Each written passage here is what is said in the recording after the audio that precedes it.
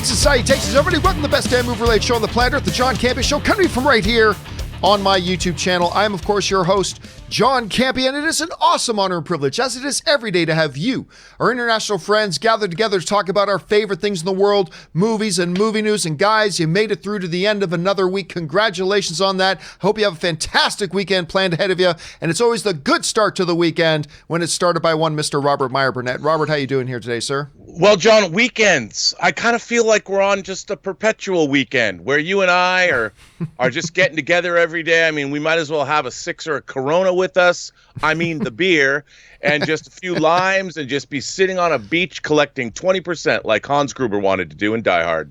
It's such a fabulous idea. It's such a great idea. And listen, guys, I do hope that you guys are having a good start to your day and that you are doing the four main things. Stay smart, stay safe, take care of yourselves, and most importantly, take care of the people around you. Listen, guys, we do have a lot of things we're going to talk about here today. Is there any point to the DC Universe streaming service anymore? We're going to talk about that. One of the Wonder Woman stars, Connie Nielsen, is questioning about whether or not Wonder Woman 84 will actually make its August release date. We'll talk about that. Lego, no longer at Warner Brothers. It's got a new home and some new plans. We're going to talk about that as well. But listen, guys, before we get into any of our stuff here today, I want to remind you about a couple things. Number one, for those days that you can't have YouTube open in front of you and you want to enjoy the John Campea Show, well, now you're in luck. Now we have our podcast feed that is available to everybody thanks to our Patreon supporters. The podcast feed for the John Campea Show audio-only version is now available to everybody. You can see that here on Apple Podcasts, but you can go to the podcast service of your choice, including Spotify and just about every other one. And for those times that you're on the treadmill or you're at work or you're driving, you just want to listen to the show, it's there for you. Go and subscribe to it today. Also, we also have opened just last week the John Campea Show shop, where there's a couple of things here, guys. First of all, we've got the John Campea Show merchandise you can get, so you can get the different hats or t-shirts or mugs or what have you. Also, a lot of people always ask me about the gear that I use, some of the cool things that I have and that I enjoy. You can go and find them there as well. So all that stuff is simply over at thejohncampeashow.com/shop. Once again, that's thejohncampeashow.com/shop, and that's where you guys can go and get all that stuff. All right, guys, before we get into our main topics here today, there is one little bit of housekeeping that we need to do, a little bit of an off the top, and that is this. You know, one of the good things about the era that we live in is that if we're going to be in lockdown, at least it's in this era when we have a lot of streaming entertainment options, whether it's gaming or movies. We got Disney Plus. We've got HBO Max coming. We've got Hulu, and we've got Amazon Prime. We got the Google Play Store, but also we have Netflix. And Netflix just released their new film starring Chris Hemsworth, produced by the Russo brothers and written by Joe Russo, called Extraction. Now, we talked about the trailer for this a couple weeks ago. Some people were really excited about the trailer. Some people thought, okay, it looks interesting. I think, Rob, it's safe to say that you were one of the more excited people about the trailer. I thought, okay, it looks interesting. Not only side of it. Oh, sorry. No, go ahead. Well, not only was I excited, a friend of mine was saying, this is better than Man on Fire, because he knows I love Man on Fire. Now, I haven't Those are big words. I know, and I maybe he was responding to the action, because I've heard the action is beautifully staged, but even you had said it gets too pummeling. I was really looking forward to this. I still am looking forward to this, because, you know, I mean, when I go into action movies like this, I think about what I loved in the 80s, whether it was American Ninja or Commando, or even things that maybe a step above like that. But I still have a great love for these kinds of action films. And whenever I see one like Six Underground, I want it to be great. Yeah. And I want this to be great too. I love the people involved. Chris Hemsworth looks like a badass. I hear the action is great. So maybe there is a lot of enjoyment to be had here, but you know, I don't know. I hear what you're saying. Well, listen, speaking of that, I'm going to say two seemingly contradictory things when it comes to Extraction. Number one, y'all should see it. Y'all should see it. I think you should watch it. Now, the second thing I need to say is going to sound like it's in contradiction to that, but you're going to see what I'm saying. This is a terrible movie. This is a terrible movie. Now, you might be thinking to yourself, fairly so, John, you just said we should go see it, but you're saying, it's available on Netflix, but you're saying it's terrible. Well, here's the thing. Let me say this about Extraction. And let me tell you this too. If you have seen the trailer, you have seen the movie. Minus, and let me say this off top about this movie Extraction. The absolute top shelf action. The action in this movie is so well choreographed, so well set up, so well executed. It's visceral and violent, and it's got this kinetic movement to it. It is fantastic. And I'm not just sitting here trying to give lip service to this movie because I'm saying it's bad, so I should say some nice things about it. No. I am telling you, the action in this movie is absolutely top shelf. From everything from the hand-to-hand combat scenes, the gunfight scenes, there's this car chase scene that really isn't that great of a car chase scene, but the way that it's shot makes you feel like you're right in the action. And I'm telling you, there's a lot of the action in this movie is just top shelf thrilling. I would dare say John Wick level kind of action. And those are big words, especially coming from me, because you know how much I love John Wick. I would say that I would compare the action, while it's different style, the thrill factor of the action in Extraction, I would compare, I'm not necessarily saying it is definitely as good, but I would compare to the thrill levels that you get in the action in John Wick. Absolutely. The problem with this film, because you guys know I love the Russo brothers. I'm a big Chris Hemsworth fan. I also really dig that this movie takes place in like a couple locations, including India, which you never see that happen in movies. And they do, and I thought that added a really unique flavor to the film that you don't get in your, stereotypical generic kind of action film. Great action, like the setting. I like a lot of people involved. Here's the problem with Extraction. When the bullets aren't flying, this movie is dull. I mean, the movie grinds to an absolute halt. And when they try to fabricate any kind of an emotional impact in the movie, it comes across as so poorly done that I literally caught myself on a couple of occasions in the movie, like kind of burying my hands in my face going, oh my God, did they really just do that? Like, it's really bad. Now, listen, you guys, like I said, you've seen the trailer, you've seen the movie. The movie starts off with sad Chris Hemsworth. And the movie ends with sad Chris Hemsworth. The movie starts and look, Chris Hemsworth, and he's sad.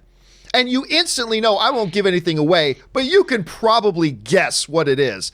As soon as this movie starts and you meet Chris Hemsworth's character, I guessed within the first 2 seconds, well, clearly this is what's going on with this character. And sure enough, it is. I won't say what it is, but you're probably figuring it out on your own. And then they try to set up like there's this big emotional bond between, you see in the trailer, Chris Hemsworth and the kid that he's there to extract. And it's like, it was so unearned. It's like they have a couple of quick little conversations in between these crazy gunfight scenes. And then all of a sudden they're connecting on this deep heart-to-heart basis. And in this one conversation, this kid who's like 13, 14 years old, whatever, he's like actually conducting a therapy session with the Chris Hemsworth character. Yes, and how did that make you feel? And I'm just like, oh my God. And the scene just kept getting worse and worse and worse. And then David Harbour shows up, Rob. David Harbour shows up, who I like. And the moment he shows up and the way they brought him in, you're like, oh, and I won't tell you what it is. You'll find out for yourself, but you'll know in the first 3 seconds. As soon as David Harbour shows up, you go, oh, this is, I can tell you right now exactly what they're going to do with this. Here's what's going to happen with David Harbour. You just know immediately. I mean, there are certain things that happen to the Chris Hemsworth character that he starts to do something, you're like, okay, start timing it, because in about 30 seconds, this is going to happen. Watch. It's so telegraphable, and it's so emotionally artificial, and it's so dull when this insane top shelf level action isn't happening. So the reason I say those two contradictory things at first, I think this is a terrible movie, but you really should see it, is because if you go into, I would suggest that if you're going into Extraction with the attitude of, it's a Netflix straight to streaming movie. What can we expect? Hopefully I'll just have some fun with it. I think you're in for a good time. Because if you're just looking to one of these movies for some really good, sharp action, stuff like that, doesn't matter if they drop the ball on just about everything else. If you're looking for that, I think you will have a good time. And even if you don't like this movie, like I don't like this movie, the action is so good, you've got to see it. I mean, you've got to see it.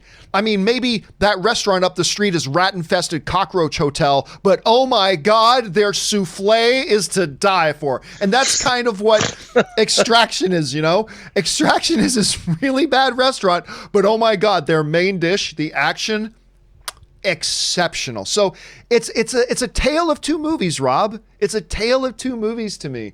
So anyway, that's what I thought. See, and the issue I take with that buddy of yours who said it's like Man on Fire. No, Man on Fire had so much more depth and such more interesting character development and such a more interesting protagonist. And by the way, none of this is Chris Hemsworth's fault. As a matter of fact, Chris Hemsworth really pulls off the action in a fantastic way. He didn't have anything to work with. And then they have this super lame ending. Like, because again, you telegraph it. About 5 minutes before the end of the movie, you're like, in about 5 minutes when this movie's ending, I bet this happens. And sure enough, that's what happens. I don't know. And by the way, one other thing, can I throw one other huge problem I have with this? So Chris Evans' character is a part, you see this in the trailer, he's a part of this elite off the books paramilitary team, right? That drives around in Mercedes SUVs and flies around in helicopters and has all the most expensive things.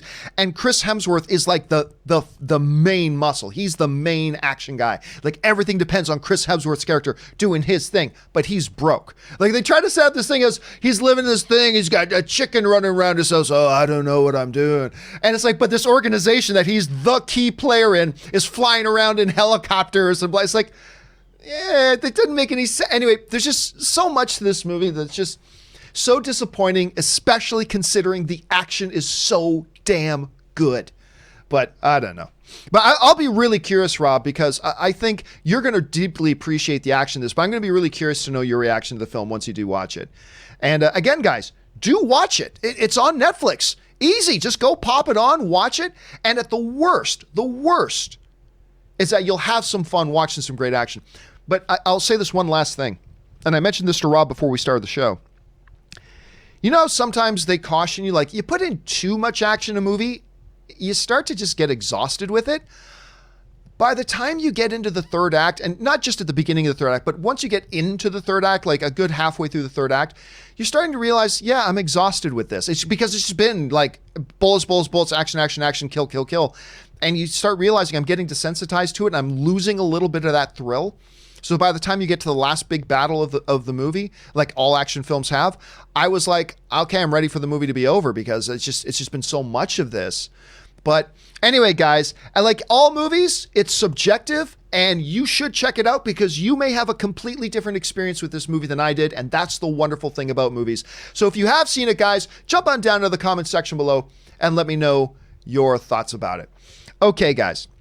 With all that down, let's move on to our main topics today. And how do we select our main topics here on the John Campea Show? Well, it's really rather simple. You see, you guys come up with them by going anytime 24/7 over to www.thejohncampeashow.com/contact. Once you guys get there, you're going to see a form. Fill it out with your topic or question. It's totally free. Hit submit, and then maybe, just maybe, you might see your submission featured as a main topic here on the John Campea Show. With that down, let's move on to main topic number 1. And our first main topic today gets submitted to us by Cinema Survey, who writes, "Hey, John." Well, hello there, Cinema Survey. Good to have you here. "I was just finished rewatching Parks and Recreation the other day for the 4,000th time. God, I love that show. And I thought to myself, how much would I love to see another season? Did you see that on April 30th, 1 week away, NBC will be airing a Parks and Rec special? It will feature the cast broadcasting from their homes. I have no idea what this will look like, but I cannot wait." All right, thanks a lot for sending that in, man. And listen, you have no idea how much me and my wife both love Parks and Rec. I mean, almost every night at some point we'll pop on the TV, go to Netflix or Hulu, and just play random episode of The Office or random episode of Parks and Rec, because it doesn't matter what episode we land on, we're going to love them. And I just absolutely love and adore Parks and Rec. And I love this news. Now, here's specifically what it is he's talking about. This comes to us from the Hollywood Reporter. Listen to this. The cast of Parks and Recreation will reunite for a half-hour NBC special on April 30th to benefit Feeding America, which is the same organization that we did our benefit for. The show will find Pawnee, I'm going to guess they're going to raise a little bit more money than we did. The show will find Pawnee, Indiana's most dedicated public servant, Leslie Knope, determined to stay connected with her friends during a time of social distancing. All of the show's core cast, Amy Poehler, Rashida Jones, Aziz Ansari, Nick Offerman, Aubrey Plaza, Chris Pratt, Adam Scott, Rob Lowe, Jim O'Hare, Rita will return for the special, and NBC says some other familiar faces from Pawnee may return as well. Co-creator Mike Schur and several Parks writers collaborated on the show. Now that Mike Schur, who was also show running The Good Place, now that he's done with that, he's got a little bit of time to do some Parks and Rec stuff. So from the sounds of it, it sounds like to me that what this isn't just a cast reunion. This is actually an episode of Parks and Rec with all the cast in character, talking probably via Zoom or something like that, staying connected. And I'll tell you what, I could not be happier. And the fact that they're doing this to raise money for people being affected by the current lockdown, I think just makes it even better. And you know, I'll take any excuse. I'll take any excuse they've got, Rob, to get these groups, this group together to do this thing, because I think this sounds fantastic. I'm very excited for it. Rob, anyway, you hear this. What do you make of this news? I think it's pretty rad, dude. I mean, you know, one of the things that I have been amazed by, look, I'm always an optimist, really, trying to look at the bright side of everything. If nothing else, this shelter in place has caused an explosion of creativity across social media. And this, I think, is a great example of that. And I do not want to diminish the idea and the reality of people losing their lives. But on the other hand, there is a joie de vivre to life that even in the worst of times has to be held on to. And I think that this is one of those things. And I think it's I mean, I hate to say something is really cool in this kind of time, but I mean, it is. It's people raging against the dying of the light, you know, and I think that this kind of thing is people need to be uplifted. You know, we have to hold on to hope. That's what Andy Dufresne would say in Shawshank Prison. You know, he was there for 20 years, wrongfully convicted of a murder he didn't commit, and even he. I know he's a fictional character in a movie, but this is a movie show, and I relate back to movies, and I always try to find something. There's got to be a silver lining in every cloud, and something like this kind of creativity, it has to be commended. I mean, It's crazy cool. My one little bit of sadness, and this is just me being greedy. Being greedy, is that it's just a half hour. That's my if they should have made this to me a 2-hour special with all these characters hanging out and talking in character, I would have. But listen, I'm just thrilled that we're getting what we're getting out of this. So the question here, guys, is for you. What do you think about this? Do you think this is just a cheap little gimmick? Do you think this is a really cool idea like what Rob is suggesting? Were you a Parks and Rec fan like me? Were you not? What do you think about this whole thing? Jump down to the comment section below and let me know your thoughts. All right. With that down and out of the way, let's move on to main topic number 2. And our second main topic today gets submitted to us by Sam Sprill, who writes, "It's been reported that Universal and the Lego Toy Company have a 5-year agreement planning to develop, produce, and distribute theatrical releases based on the Lego property. Do you think Universal will build a universe, or will each movie be its own thing? Thanks." All right. Thanks a lot for sending that in, man. And you know what? This is one of those pieces of news that caught me by surprise initially, but the more I thought about it, I realized, you know, I probably shouldn't be all that surprised by this. So here's the basic thing, of course. Lego's been making a bunch of movies, and they've been making them with Warner Brothers. And for the most part, other than Lego Movie 2, they've done a really good job making those movies. But here's the problem. when you look at the movies, and that first one that came out, the first Lego movie, which was the dumbest idea in the world, and yet it just worked. They found it's all about execution. They made it charming and fun and funny, and I loved it. And it did really well financially. But ever since then, it's been in decline. For example, let's take a look at this. So we had the first Lego movie come out, made $468 million. Big success or something like that, which, again, a movie about little plastic building blocks. This is the dumbest idea in the world. And it's so delightful. I love this movie. So then what they do, they make the Lego Batman movie. One of the most popular characters from the first film, and just one of the most popular characters in pop culture, period, Batman himself. They got, what's the guy who does the voice of it? It's not Will Fernet, is it? No, it's Will Arnett? It's Arnett. I said Fernet. Yeah, Will Arnett does the voice of Batman. And I will tell you what, I'm not sure if the first Lego movie is better or if Lego Batman is better. It's great. The Lego Batman movie is great. And you think, coming off the big success of the first Lego movie, that everybody enjoyed, made all this money, and now they're making one focused on Batman, man, it's going to do even better. But it took a significant drop. You went from the first Lego movie making $468 million all the way down to $311 for a fantastic movie. A fantastic movie.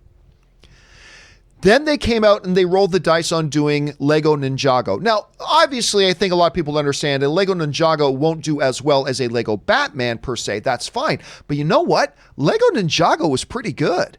Wasn't as good as Lego Batman, but it was actually surprising, pretty good. But even being Lego, and even though it was pretty damn good, you went from the Batman movie making $311 million down to $123 million for Lego Ninjago. So then you think, okay, well, let's do the proper sequel to the Lego movie. We'll get Elizabeth Banks back. We'll get Chris Pratt back in their voices. We'll bring the whole crew back together. That will turn things back around.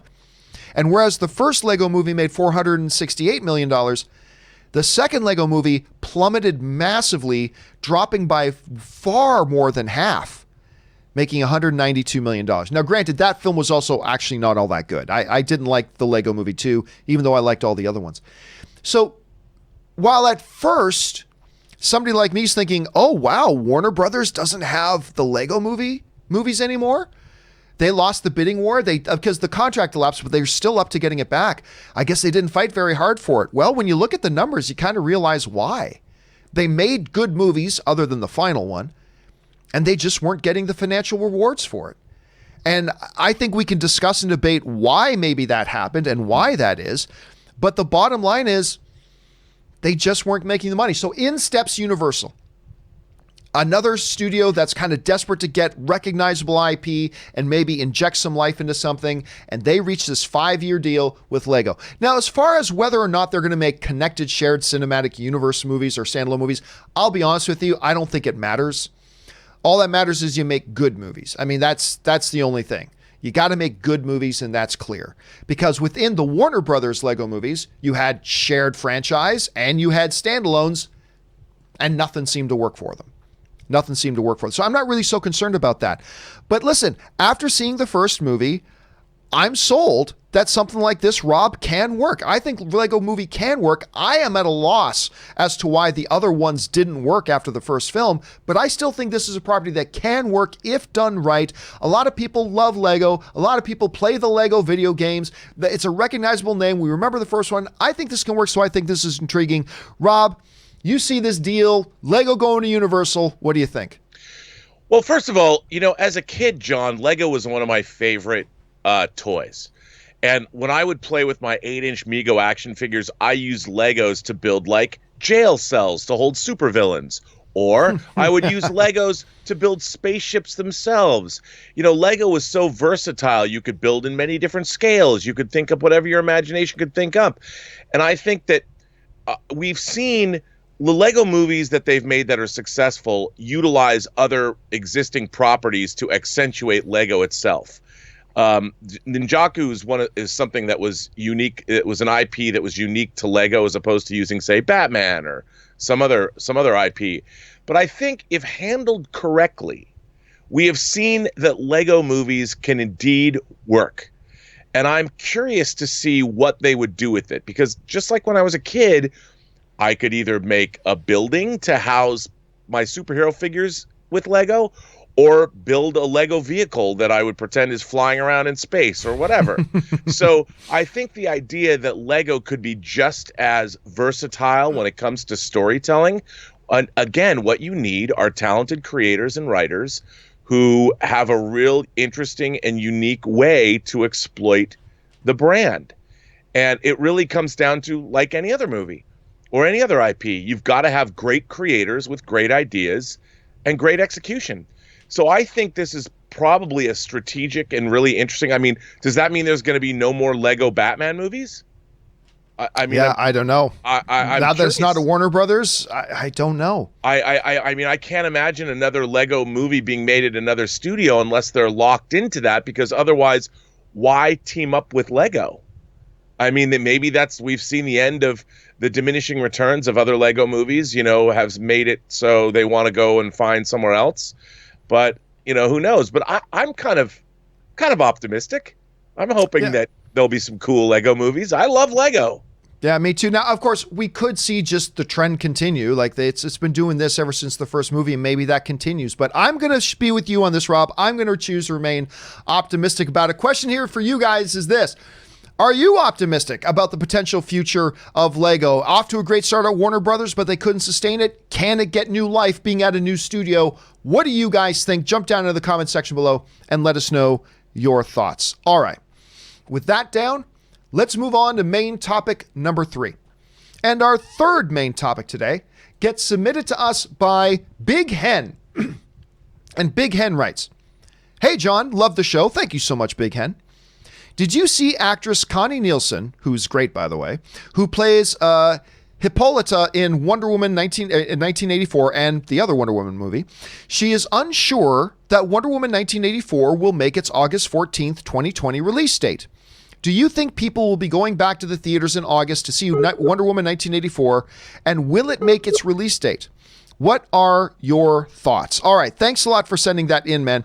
And for those of you who aren't quite sure what it is he's talking about, yes, the woman who plays Wonder Woman's mother, who is great, by the way. I love her in that first Wonder Woman movie, and I really liked her scenes in Justice League as well. Connie Nielsen, she was doing an interview about something, and then the topic came around to Wonder Woman 1984, to which she was directly asked, is this movie going to come out in August? Now, this is what she said. She said, "I don't know about the August deadline. We can all cross our fingers, and I sure hope so. The mention of a remedy against the virus will certainly make things a lot easier." So basically, Connie Nielsen's comments are, I don't know about the August release date. We can all cross our fingers, and I sure hope so. That's her comments. Rob, one of the first things that I think we need to point out here is the fact that Connie Nielsen, while an important member of the cast, for sure, obviously connected into the ecosphere of what's going on with the DCU and with Wonder Woman itself, that is all without question. The catch here, though, is that you got to understand that a lot of the times, remember, we had Aaron Cummings in here all talking about this the other day. 99% of the time, the actors have no idea what's going on with the movie. 99% of the time, they have no idea what's going on with the movie. A lot of times, they've never even seen the movie. So the first thing that should probably be pointed out here is that as great as Connie Nielsen is, we should point out that she is not the de facto expert or the person we should be going to get our information about what's happening with Wonder Woman 1984, because she wouldn't know. She would know better than I would. She would know better than you would. But at the end of the day, she just probably wouldn't know. That brings up the wider scoping question about, do we think Wonder Woman 84 can make that August release date? And I think there's two interesting things at play that offer different perspectives. On the one hand, we've got this lockdown going on, and we don't know when it's going to end. I mean, right? So there's still this cloud of uncertainty. We're a little over a month into the lockdown now. Where are things going to be 4 months from now? You know, by the time we get to April, May, June, July, August, what are things going to be like 4 months from now? I don't know. I mean, I don't know that anybody knows. So there's that absolute cloud of uncertainty there. We simply don't know. The other interesting thing here that offers an interesting perspective on this is the fact that Wonder Woman 84 is a Warner Brothers film. Another Warner Brothers film is the Christopher Nolan film Tenet. And just on yesterday's show, we discussed about how Christopher Nolan and Warner Brothers are committed. Oh, there! I didn't realize this. We lost Robert Meyer Burnett, but he's back now. I had a power surge. Everything flickered. My computer was turned off. You know what's funny? That happened to me on the show the other day too. I was listening to you read the question and then kabam. Anyway, so getting to the Wonder Woman story here, I'll just finish my thought on this. So on the one hand, a cloud of uncertainty. We don't know what's going to happen in August, but Warner Brothers, the same studio behind it, is saying, you know what? We're committed to Tenet, and that's in July. So you know what? Right now, I'm going to say this. We don't know for sure. If I had to bet $5, 5 shiny dollars, and only $5, I would wager that Wonder Woman 84 will be in theaters in August. And part of the thing is the same rationale that we had with Tenet. Of course, this is, assuming that the theaters are even open, right? That's making a big assumption. But if the theaters are open, you can make the argument, hey, but there's going to be less money to be made because not everybody's going to be going back to the theaters so quick. Plus, there's going to be social distancing. Theaters are only going to be selling a certain percentage of the seats in their theaters, blah, blah, blah. Yes, but if Tenet comes out in July, it's going to be the only game in town. Yeah. And it's going to be on every screen, everywhere, and it'll have the whole playground to itself. So while it's going to miss out on, there are going to be some people not going to the theaters are only going to be selling certain capacity of their seats. Fact of the matter is, they're going to be the only game in town. And I think if Wonder Woman 84 can hold that August date, and if movie theaters are open again, and again, this is a whole lot of ifs, but there's not going to be many other original films coming out in August, Rob. And I think Wonder Woman 84 could find themselves in the exact same type of situation that Tenet could be in a few weeks earlier in July. And I think Warner Brothers might be looking at that for both of these films and saying, you know what? This could be bad, but there could be an opportunity here. So, Rob, you look at this situation. What do you think about Connie Nielsen's comments about not being sure if it'll open? And ultimately, do you think, if you had to just speculate and guess at this point, do you think Wonder Woman 84 will make that August release date? What do you think? Well, look, obviously, hey, Georgia's opening for business today. We've got, I was watching interviews with gym owners this morning, and it's April.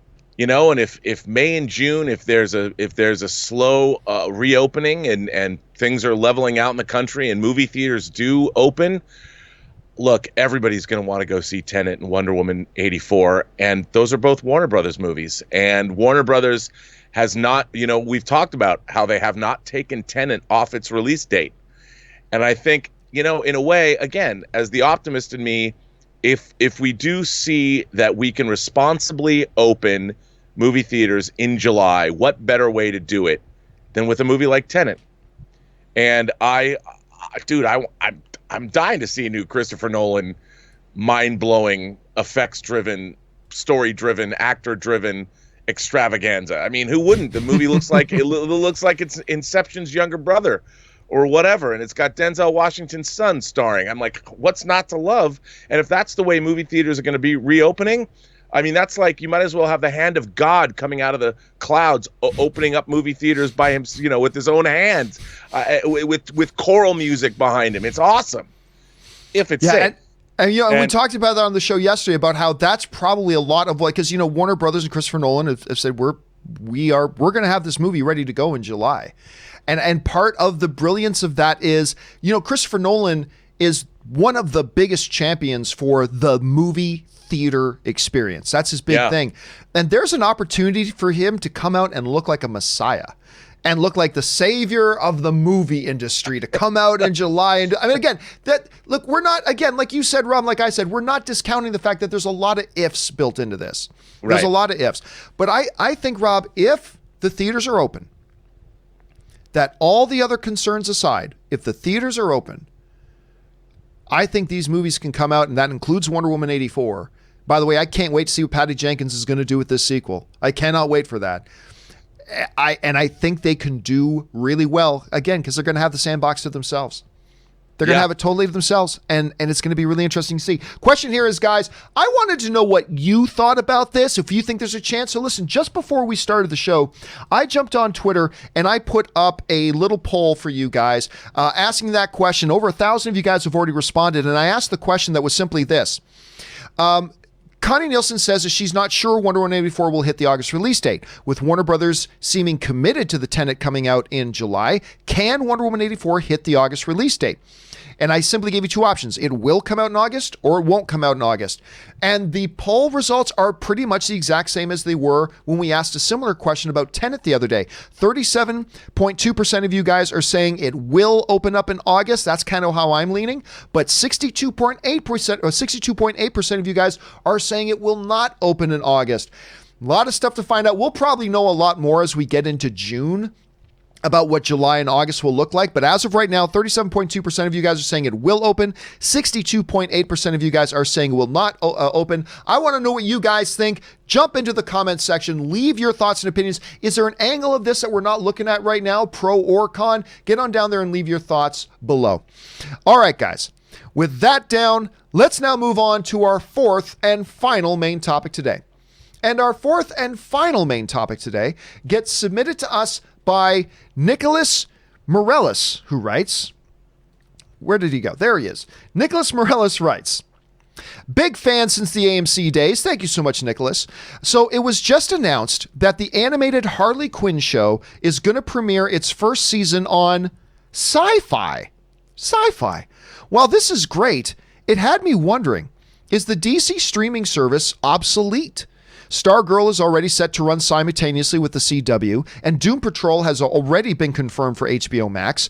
That means the only exclusive left for the DC universe is Titans and Young Justice. And frankly, I won't be surprised if both of them go to HBO Max. All right, thanks a lot for sending that in, man. And yeah, and as a matter of fact, Nicholas, you're asking a question I've kind of been wondering about a lot myself recently.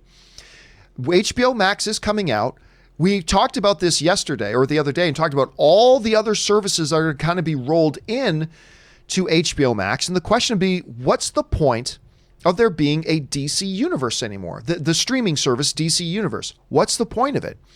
Now, this comes to us from Superhero Hype that writes, the first 4 episodes of Harley Quinn will hit SyFy on Sunday, May the 3rd. From there, SyFy will air the remainder of the first season in 3-episode blocks every Sunday. I love that. That's great to me. That's like mixing the best of both worlds of a little bit of binging and a little bit of week to week. I kind of like that.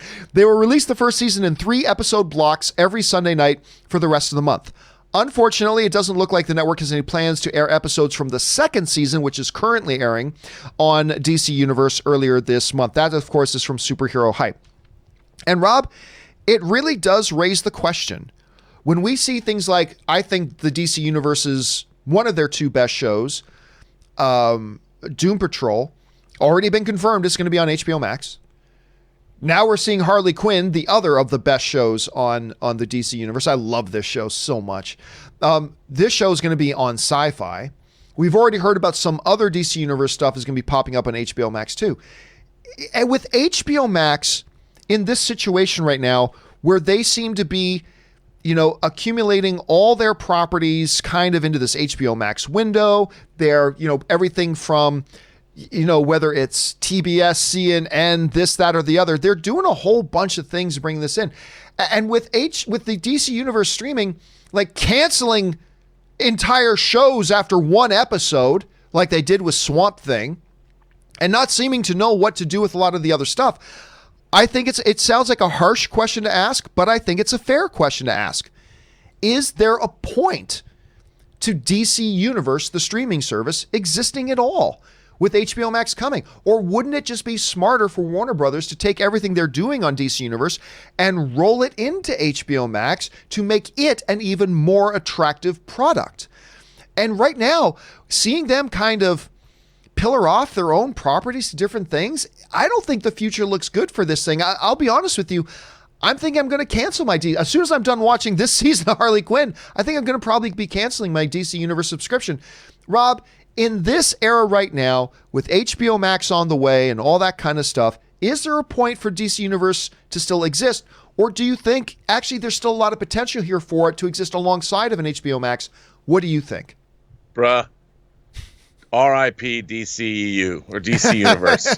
I mean, look, it was a good idea. The problem was, again, I feel that as the streaming wars have developed, look, the DC Universe, the idea that they were going to combine comics themselves and make them digitally available on these new shows, great idea. Great idea, because HBO Max hadn't been conceived of yet. But this idea that it's going to coexist, I mean, everything is going to go under the HBO Max umbrella. It has to. That's just the way of the world. That's what's going to happen. And it is definitely an inevitability. And I absolutely think it is the right move. It has to be done. And unfortunately, what I love the idea of a dedicated DC streaming service. But if you've only got 2 shows, and it's not like Swamp Thing. I mean, unfortunately, look what happened to that. Yeah. And we're in a situation now where the streaming wars are now going to be wars against giant behemoths, like that video game, The Shadow of Colossus. The the Colossi are going to be battling it out. And HBO Max is definitely a behemoth. I mean, it competes up against Netflix, Disney Plus. I mean, HBO Max might not have the diversity yet that a Netflix has. I mean, look at all the great shows. Even foreign shows like Money Heist are dope on Netflix. They're great. Korean zombie shows like Kingdom getting season 2, and they're making more. But HBO Max has all of HBO, all of Warner Brothers back catalog, and whatever else they're going to acquire from third-party vendors or third-party producers. It's a force to be reckoned with, and of course they're going to want to put. I think a subset of DC shows would be a natural on HBO Max. Absolutely. I mean, HBO already made Watchmen, which is arguably probably the classiest show ever made from a DC property. So I expect great things as far as exploiting the DC library from HBO Max. I unfortunately, I don't even know how it's hanging on. How DC Universe is hanging on, dude. It brings up another interesting dilemma too. In this era of the streaming wars, we already have people, including this guy, that are questioning, there's too many. I can't pay for all these. Somebody was bringing up one of the really good shows on Stars the other day, and I'm like, I'm not going to pay for Stars. I already pay for ESPN Plus and for Hulu and for Disney Plus and for Netflix and for Amazon Prime and for a couple of other things. I mean, I'm already paying for CBS All Access and this, and I'm gonna get I've got HBO now, so that means I'm gonna have HBO Max. I pay for too much stuff already in an era when we're asking consumers to have so many of these things. It seems, I'm gonna use the word disingenuous for a company like Warner Brothers to even consider having the DC Universe as a separate pay for more stuff when it's a part of their company anyway, and you're already kind of siphoning off the properties from it to put under, just absorb it into HBO Max, give us the consumer one less thing we have to pay for while still giving us the content, and make HBO Max look even more appealing. Because Rob, you've pointed this out before yourself, that HBO Max is coming out of the gate late. They're coming out of the gate late, where you got Disney Plus got the jump on them. Netflix has already been way in the lead for a long time. You're going to need to make a real statement coming out. Why not make that statement as big as you can, conglomerate as much stuff as you can? At least that's the way I see it. I think you're absolutely right, Rob. I think that's the way they need to do it. Question here is, guys, what do you think about this? Do you think they absolutely should roll this in HBO Max, or do you see some upside and some benefit to keeping a unique and separately paid for DC Universe service? Maybe there's some upside to that. How do you guys see it? Jump down to the comment section below and let us know your thoughts. All right, guys, with all that down and out of the way, we're going to move on to our live questions of the day. Now, I have to let you guys know something, a little bit of house cleaning here. I had said I was going to pre-record some of the leftover questions from yesterday. Straight up inside baseball, I was up working until 5 a.m. And then I crashed for like 2 hours. I just didn't have a chance to do it. So we are going to pick up on the live questions where we left off on them on yesterday's show. So if you guys will give us a little bit of patience and indulge us for a second here, Rob and I are going to take a quick couple of minute break to stretch our legs, rest the vocal cords, refill the drinks, and then we'll be right back into it to get to your live questions. So hang tight with us, guys. Don't go anywhere. We will be right back.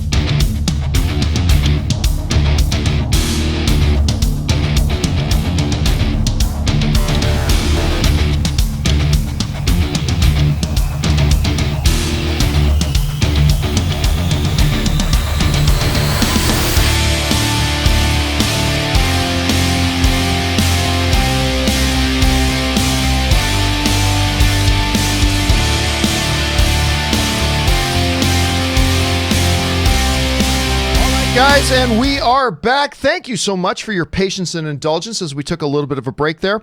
So without any further ado, let's dive right in and start getting caught up on the questions, getting into today's questions as well. We're going to start things off here with D.A. Miller, who writes, great movie to watch is 2000's The Replacements. I like The Replacements with Keanu Reeves and Gene Hackman. I like that movie very much.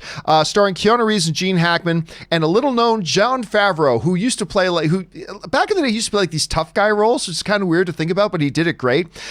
Pain heals, chicks dig scars, filthy lasts forever. Listen, I've got to second D.A. Miller's suggestion there. It's not one of the all-time great movies, but it's this great little football movie. I believe, if I remember correctly, it takes place during like a lockout era. So they're like replacement players, hence the name of the movie, The Replacements. It's an enjoyable little film. Rob, did you see it? Yeah, and it's a hoot. Yeah. John Favreau is great. I love sports movies. I'm not the biggest sports fan, but I love sports movies. And I thought it was a great one. Yeah, I thought that was a really good one too. All right, next one up is Preston Bell, who writes, top 5 comedies. Number 1, Office Space. It's great. Number 2, Dumb and Dumber. Number 3, Spaceballs. Number 4, The Hangover. Number 5, The Jerk. What are yours, John? Well, I don't do top 5 or top 10 list stuff like that, but I will let you know that, like I've always talked about here, my 2 favorite comedies. My number 1 favorite comedy of all time is The 40-Year-Old Virgin. It's everything from raunchy comedy to really surprisingly sophisticated funny stuff with real emotional level and stuff like that they figure out a way to put it all into this raunchy comedy that I just absolutely love. And the other is Noises Off with Christopher Reeve, Carol Burnett, John Ritter, Michael Caine. It's just, amazing. Aaron and I talked about that movie yesterday. And then you throw in there different movies, like in no particular order. You throw movies like I love Step Brothers and Spaceballs and things like that. But those are my two favorites. Rob, do you got any comedies that you just jump out at you, or the ones that you instantly think about when you think about your favorite comedies? Well, my favorite comedies are like the original Arthur and Tootsie and Some Like It Hot and Kind Hearts I love and Cornets. Tootsie. But I got to tell you, one of my favorite modern comedies is Get Him to the Greek. Really? I cannot look. I love Forgetting Sarah Marshall. So do I. But there is something about, and I do love 40-Year-Old Version. I love You, Man. But I don't know what it is about Get Him to the Greek. I love the Aldous Snow character, but Sean Combs, Sergio's like, how many? He's just like. Talking about Kookaroo, and he's just going to be fine. Everything that is in Get Him to the Greek. Maybe it's because I like the music industry, but that movie kills me. And you know what? That movie, it just kills me. I got to admit, I'm not the biggest fan of the movie, but it also co-stars, and at the time, as Jonah Hill's girlfriend, this at the time kind of somewhat unknown little actress by the name of Elizabeth Moss, who is now like a powerhouse in the industry and in the business. So it's pretty fun when you go back there. I remember, but the one thing though, when I went to my first concert at the Greek Theater, my first concert ever at the Greek Theater was a Weird Al Yankovic concert. But all I could think about was that movie when I went to the Greek Theater, because here we are, we're at the Greek. We're at the Greek. Just the songs in the film and the whole look at the skewering of the industry, and even the story, how Jonah Hill is tasked with getting Aldous Snow to bring him back, and it's not just a funny movie, but you could have played that movie straight about a young, enthusiastic guy who's trying to make his way in the industry of his choice, and he's given an impossible task, and how he has to step up and bring this insane rock star back to participate in the thing that this young guy pitched himself. He's trying to realize his dream of making this concert happen. So for me, I guess I personally identify with it on a number of levels, and the fact that it's a sequel to a great comedy on its own, and it kills me every time I watch it. All right, next one up. Daniel Haygood writes, Michael Frayan wrote Noises Off. Now, you're absolutely right about that. As a matter of fact, Daniel, you are. Good point. All right, Lincoln Johnson writes, I asked this question during the fundraiser. I'm excited for the Last of Us series, but I fear audiences will unfairly compare it to Walking Dead. How can a writer rectify this problem? I don't know about that. Listen, it's not all that unfair to compare to Walking Dead because it has many thematic similarities, right? Especially in terms of setting. So there's going to be some natural stuff there. But I would argue that no more than any zombie-based stuff that's out there. I don't think Last of Us is in any more of a risk of being compared to Walking Dead than any other kind of zombie film out there. And quite frankly, I'm kind of tired of the zombie thing, but Last of Us, I'll make an exception for. So, yeah, I think it is natural that there are going to be people making some comparisons. I don't think it's unfair because it's plain. It's like when people say it's unfair to compare Justice League to Avengers, and I'm like, no, it's not. They have just too many thematic similarities in what they're based on. Of course, it's a natural thing to compare. I mean, you don't want to take the comparison too deep, but. So I think there will be some people to do it, but at the same time, I don't think it'll be too much of a problem because, again, I think the same thing is there for any zombie property. All right, next up, Devontae Brown writes, John, it looks like that Lebowski spinoff secretly dropped. That's the Jesus Rolls. Secretly dropped for rental like 2 days ago. Why was there no fanfare? I don't know, but are you checking it out? I'm going to check it out, Rob.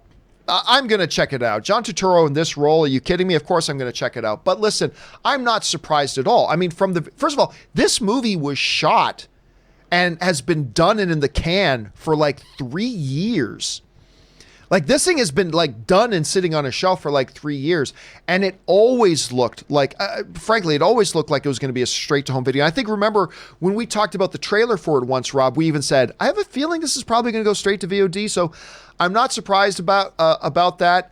I haven't heard it's great, but I know a couple people that enjoyed it. So I'm definitely planning on checking it out, but I'm not surprised. Rob, what about you? Dude, I was in as soon as they told me that the movie was called The Jesus Rolls, and it was. I mean, just if you like The Big Lebowski at all, the fact this is one of those movies where it's worth watching, if only because they were able to get it made. And I think John Turturro directed it, did he not? Mm-hmm. I mean, yep. For that alone, the fact that he was able to get this made, good on him. I'll support that just for that reason alone. All right, let's move on here. Next up is Anthony Enoch Jr. writes, been watching you since high school and now I'm in my mid-20s. Well, thanks for hanging around with us, Anthony. I appreciate that.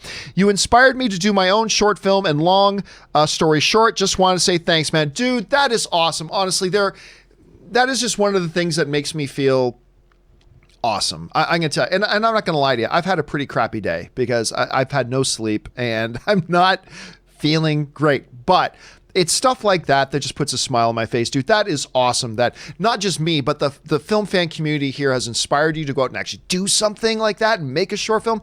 That is awesome. So, dude, number one, thank you for being around for this long with us. But also on top of that, thanks for sharing that and good on you for doing it, man. Congrats on that. All right.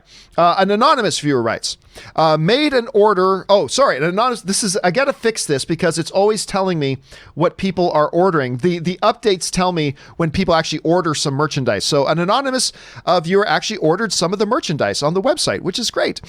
Ying Ling writes, I have a pony. She can ride. Oh, that's stupid. Next up, Patrick Quackenbush writes, hey, John, recommend checking out the limited series Devs, tech-based mystery drama suspense, stars Nick Offerman and Sonia Mizuno, and also, what's the actress's name? Allison Pill? Allison Pill. Is in that as well. Listen, I've had a bunch of people, both on this show and privately, recommend Devs to me. Ann and I both love Nick Offerman. Obviously his Ron Swanson character on Parks and Rec is one of my all-time favorite characters, but this is a very different role. It is absolutely on our queue. Ann and I we're like, as soon as we get through a couple of shows that we're watching together, we are going to get into Devs because we've heard just from so many people that it's so good. And so it is absolutely on our list. Patrick, thank you so much for adding your voice to that. I appreciate that. Darth Primus writes, you keep touch with Gem and Silk Winnie E from the Zodiac crew. Of course, Gem would be Gemini, and so yeah. So my old breakdancing crew, it was the Zodiac crew, and we each took a different name of a Zodiac sign. I was Pisces.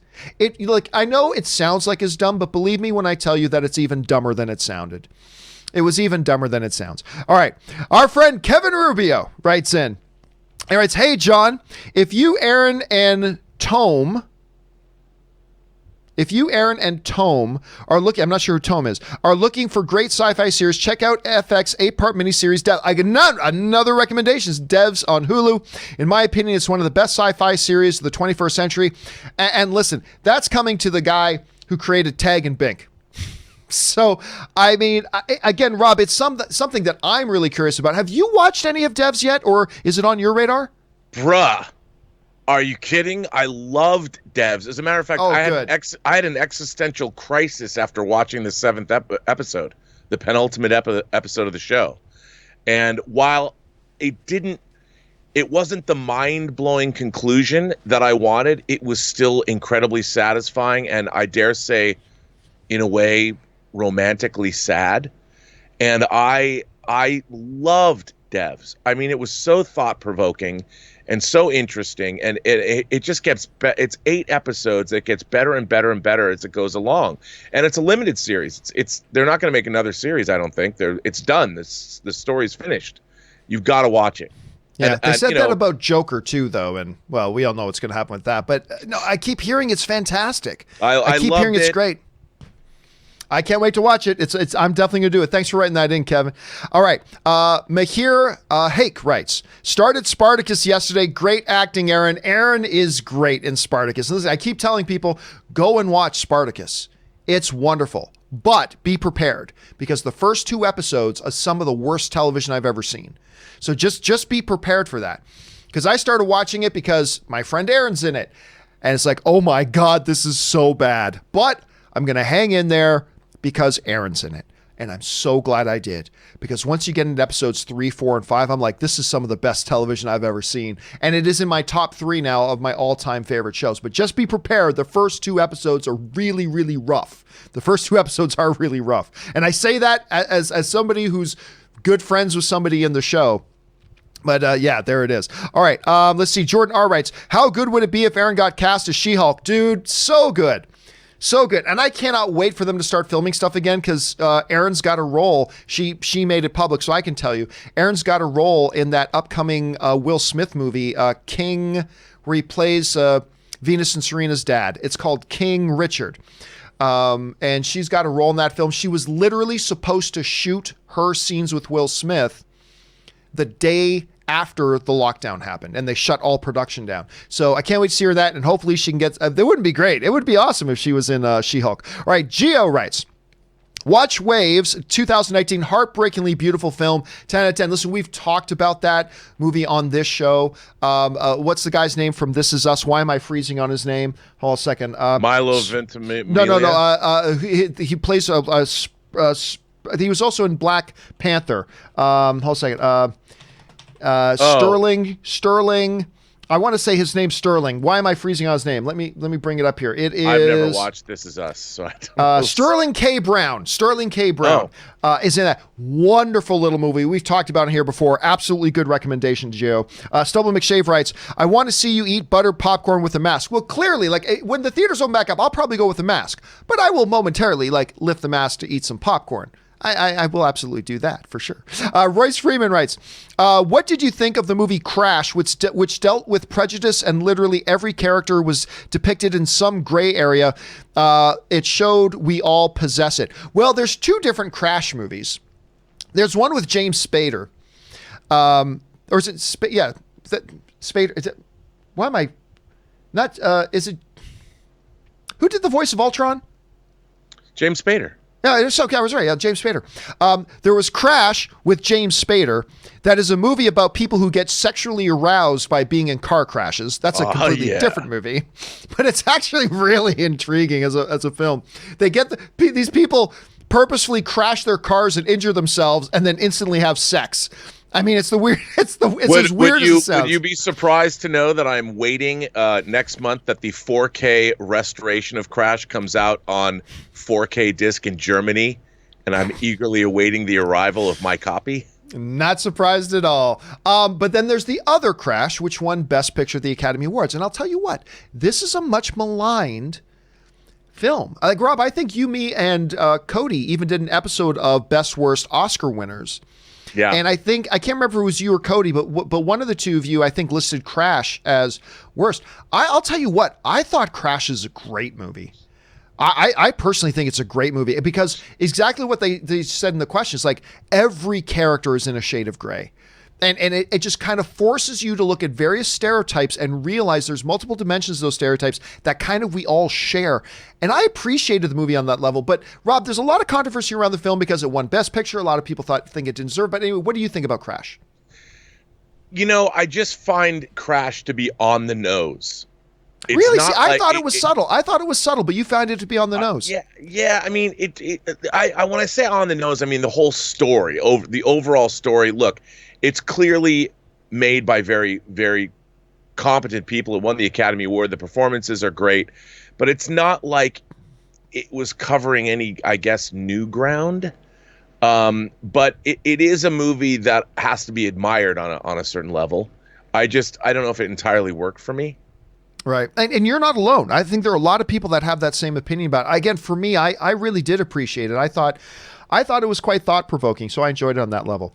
All right. Anthony Enoch Jr. writes, best thing I got from Canada is Ed, and Eddie. I have never seen it. I know people, it came out after I left Canada. So, and, in the States, it's very hard to get Canadian content. And so I've never seen it. So, yeah, I cannot say, but I've heard others say the same thing, Anthony. Anthony also writes, Aaron is gorge. Sorry, hubby. Well, Aaron is beautiful, but be careful. Because, Rob, you've met her husband, Tom. Oh. Tom? You mean Thor? Thor. Tom is a mountain of a man. He is a big dude. like a total geek. Like he's a massive nerd. He's Her a husband Tom, a strappingly handsome guy, but one of the nicest dudes. And the late great John Schnepp would say, he's a sweaty. Yeah, he's a total nerd. Like you'd never think he's this giant hulking dude, and Hollywood good looks and all that kind of stuff. But at his absolute core, he is one of the biggest nerds I've ever met. And just a totally cool dude. He was in that show, Limitless. He was in that show, Limitless. That was his main show. I did liked too. The movie, and I liked the show. Yeah, I surprisingly liked the movie. And then when they were connecting the show to the movie anyway. So just a really good dude. Actually, I told Aaron this. I want to have Tom on the show sometime because he's just so incredibly plugged into the geek culture. It's absolutely unbelievable. So I got to have him in here sometime. All right, Lord Vanderkill writes, movie suggestion, Quarantine from 2008. I don't remember it. Do you, Rob? I don't know if I saw it. Let me, hold on a second. I'm not sure I remember it here. Wait, I'll tell you what Quarantine is. Quarantine is a remake of the Spanish horror film Wreck. Oh, and and you know what? We were just talking about Limitless. Jennifer Carpenter. It's a Jennifer Quarantine is that Jennifer Carpenter thing. It's funny. We were just talking about Limitless. So absolutely. I totally forgot about that. Well done. Good pick on that, Lord Vanderkill, and oddly good timing on that as well. By the way, the Quarantine's a pretty good remake of Wreck. And Wreck, if you haven't seen the Wreck, I like all the Wreck movies, actually. And by the way, Wreck, it's REC as in recording, not WRECK. So yeah, Wreck. If you guys haven't seen Wreck and you want to watch a Spanish horror film, Wreck is the one to watch. Yeah, it's fun. It's fun. All right. Next up, Hideaway Killer writes, how is it that we got Onward right now on Disney Plus and still haven't got Star Wars Rise of Skywalker or Maleficent? And I also think Aladdin came out before Maleficent. Well, see, you got to also remember, Onward got pushed onto streaming earlier than its theatrical window exclusion because theaters got shut down just as it was starting its theatrical run. And so theater said, yeah, don't worry about the theatrical window. You go ahead and put that on streaming. It's fine. Because it literally had the rug pulled out from under them. So that's what happened there. With other movies, like a lot of people running, well, why doesn't this on here? And you got to remember, a lot of these movies already had pre-existing streaming or exhibition deals and contracts in place. And so a lot of these types of movies have to honor those first. So they either got to honor the theatrical window first, or some of them have other streaming deals in place that they got to do first. So that's why Onward, which had its theatrical thing upended and pulled out from under them, that's why you see that go there early. But there are going to be some exceptions for some of those movies. Hideaway Killer. Good question, though. All right. Justin McCullough writes, Box Office Mojo reports one domestic theater still open playing 3 movies. Where the hell is this theater? I saw that, and I thought it was in Florida, if I'm not mistaken. I think it was a Florida theater. That entire box office this week was from one movie theater. So I thought that was kind of funny. I still don't understand why all the drive-ins aren't open. Because when the quarantine first happened, it's like, oh yeah, the drive-ins were still open, but then the drive-ins got ordered shut. And I'm like, I don't know about that. Like, if you're in your car, you are doing social distancing. I don't know. I personally think the drive-in should be open. That's just me, though. All right. Brizzle writes, have you seen Road to Perdition? Oh, dude, we talk about Road to Perdition all the time. I love that movie. It's well acted, and I love the story. Great Tom Hanks film. Have you seen it, and did you like it? I really enjoy that. Like, it's not in my top 10 favorite movies of all time or anything, Rob. But, and as we often point out, whenever you bring up Road to Perdition, it's based on a graphic novel. Yes, it is. It's a really nice film. Rob, what are your thoughts on Road to Perdition? It's an elegant, handsome movie, and I always get caught up in it. And the performances are terrific. Daniel Craig is great in that movie. It's definitely something you haven't seen Tom Hanks do. I'm a big fan. All right. Next up, we got Arn, who writes, Wonder Woman has a 5-season arc. I bet they're... I don't know what we're talking about, Arn. Sorry about that, dude. Jeff Colbert writes, will we see a Last Starfighter sequel? Absolutely not. No chance we'll see a Last Starfighter sequel.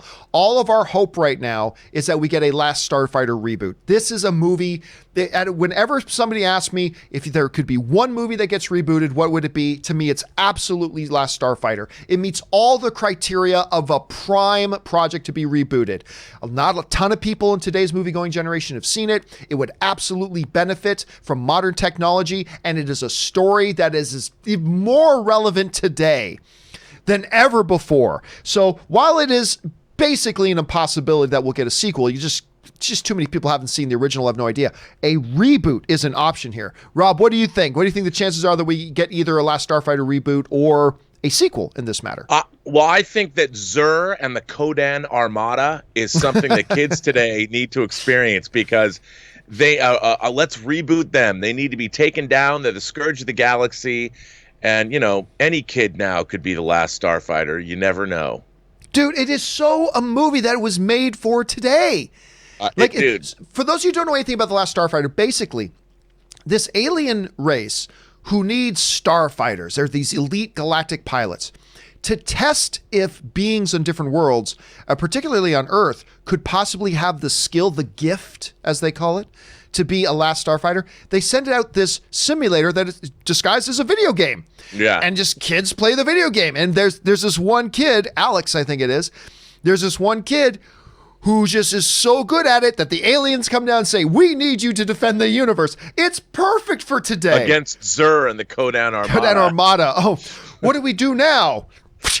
We die. It's just come on. You got to do a Last Starfighter reboot. You have to do a Last Starfighter reboot. Well, you know right. What's really interesting too is like they with the world now. Oh, it looks like I think Rob might have suffered another one of his power outage. Yep. I think he had his. I think he probably had his power outage again. That's probably what happened. So they can't get. I'll just keep it on here. I like you like this, Rob. What do you think about this, Rob? I don't know. There we go. So anyway, yeah. Well, he you know what? He reconnected before. Let's just hang in there. I'm sure he will reconnect again. All right, but let's keep on going with this. All right. Amir writes, one of two. Hey guys, have you seen any Iranian movies? Over the last month, I've seen a couple from the last decade, and I actually really like them. Most recently, I saw A Separation. I've not seen that one, which won the Oscar for Best Foreign Language Film in 2012. I remember I have seen a couple, because over the years, a couple of Iranian films have been nominated, and I remember I've gone and watched those. I'm not going to sit here and pretend that that I'm an aficionado on Iranian film. I'm simply not. There've maybe been a handful of them that I've watched, and one of them was a documentary that I remember was really quite good. I'm trying to remember the name of it, but anyway, so I've seen a couple, but honestly, I just don't. I have a hard enough time keeping up with all the stuff coming out in Hollywood and all the stuff coming out on television here. I haven't even watched Devs yet, so I just have too hard of a time. But there is some really, really good stuff coming out of there, and I'm glad you're highlighting it. Amir writes 2 of 2. It's a family drama talking about The Separation. It's a family drama which deals with the thorny issues of separation, but within the context of Iranian society, and there are some added complexities with the characters. If you like foreign language films, it's worth considering. And I think that sounds like a great recommendation, and having the Oscar credentials that go along with it is really good. And I think that's great that you're suggesting films like that, because look, even if I don't have time to get around to it, we've seen it happen all the time, where people recommend some movies or shows that maybe I don't get around to watching, but then other people watching the shows write in and say, hey, I watched this movie because one of your viewers suggested it. It's great. So you just recommended it to thousands of people. Well done, Amir. And you know what? I'm going to keep my eye open for it, because that is one I've seen before. Oh, and I think we're getting Robert Meyer Burnett back here again. Let's go and check this out. It's Robert Meyer Burnett, ladies and gentlemen. Robert Meyer Burnett is back. I don't like getting interrupted right in the middle of making a salient point about the Last Starfighter sequel. I don't like it. My computer betrays me, John. You know what? Unfortunately, your picture's frozen, but that's okay. That's okay. We still have an image of you, and that's good enough. As long as we get to hear the dulcet tones of your incredible voice, I think we'll still be good to go. Are you still there, by the way? I am still here. Oh, now your camera's working again. Hang on. Hey. You're working. Dude, I don't know what's happening today. Hey, at least you were able to reconnect. As long as you're able to reconnect, then we're good. I think that says something about the connection that you and I have together on this show. You had to make it metaphysical, didn't you? I did. You just made it allegorical. All right, listen. Next one up is Alex Pitt, who writes, John, AMC reopens its doors, and the only film they show for the first week is Battlefield Earth. Oh, God. Do you go to it? You know what? I'm dying to go back to the movie theaters, but no. No, I do not. Do you go to it? In all seriousness, I'm actually looking forward to seeing some classic films on the big screen for the first time. Stay safe, everybody. And you know what? Again, we've talked about this before. When they open up the doors of the theaters, there's not going to be, well, maybe Tenet, but for the most part, there's not going to be any new films to show. So they're going to have to go back to some classic catalog, and I'm there. I mean, cautiously going to examine the situation, all that kind of stuff. But I look forward to getting it because, listen, the way to see a movie is on the big screen. That is the way to see a movie. And yeah, there are a lot of great films that, hey, you know what? I may never get a chance again to watch this particular movie on the big screen again. I'm going to go take advantage of that. I can go sit in a theater, maybe with 20 or 30 other people who are socially distanced and stuff like that, have some soda, and watch a movie on the big screen the way it's meant to be watched. So I'll be there. I'll absolutely be there. So I'm totally with you on that, Alex. Matt C. writes, hey, John, the other day you mentioned AMC Theaters pays about $1 billion in rent. Wouldn't it make more sense for them to own spaces outright? It would be a lot of money up front, I'm sure. In the long run, wouldn't it be worth it to have no rent or mortgage? It's inconceivable. It's inconceivable the amount of money that would actually cost. It's just can't be done. It just can't be done. When you look at, first of all, I can't even imagine, Rob, the AMC empire in Times Square, New York City. Oh my God, I can't even imagine what that would cost. Yeah, I can't either. I mean, we learned from how McDonald's, they made all their money because they have real estate holdings. You know, like they own the land and the buildings that their franchises are in. I can't even imagine how many more billions of dollars it would cost to buy those, because AMC theaters, a lot of them are in other buildings. Yeah, which makes it impossible. The Burbank 16. The Burbank 16, they can't own it. I can't even imagine. Yeah, just not feasible. Just absolutely not feasible.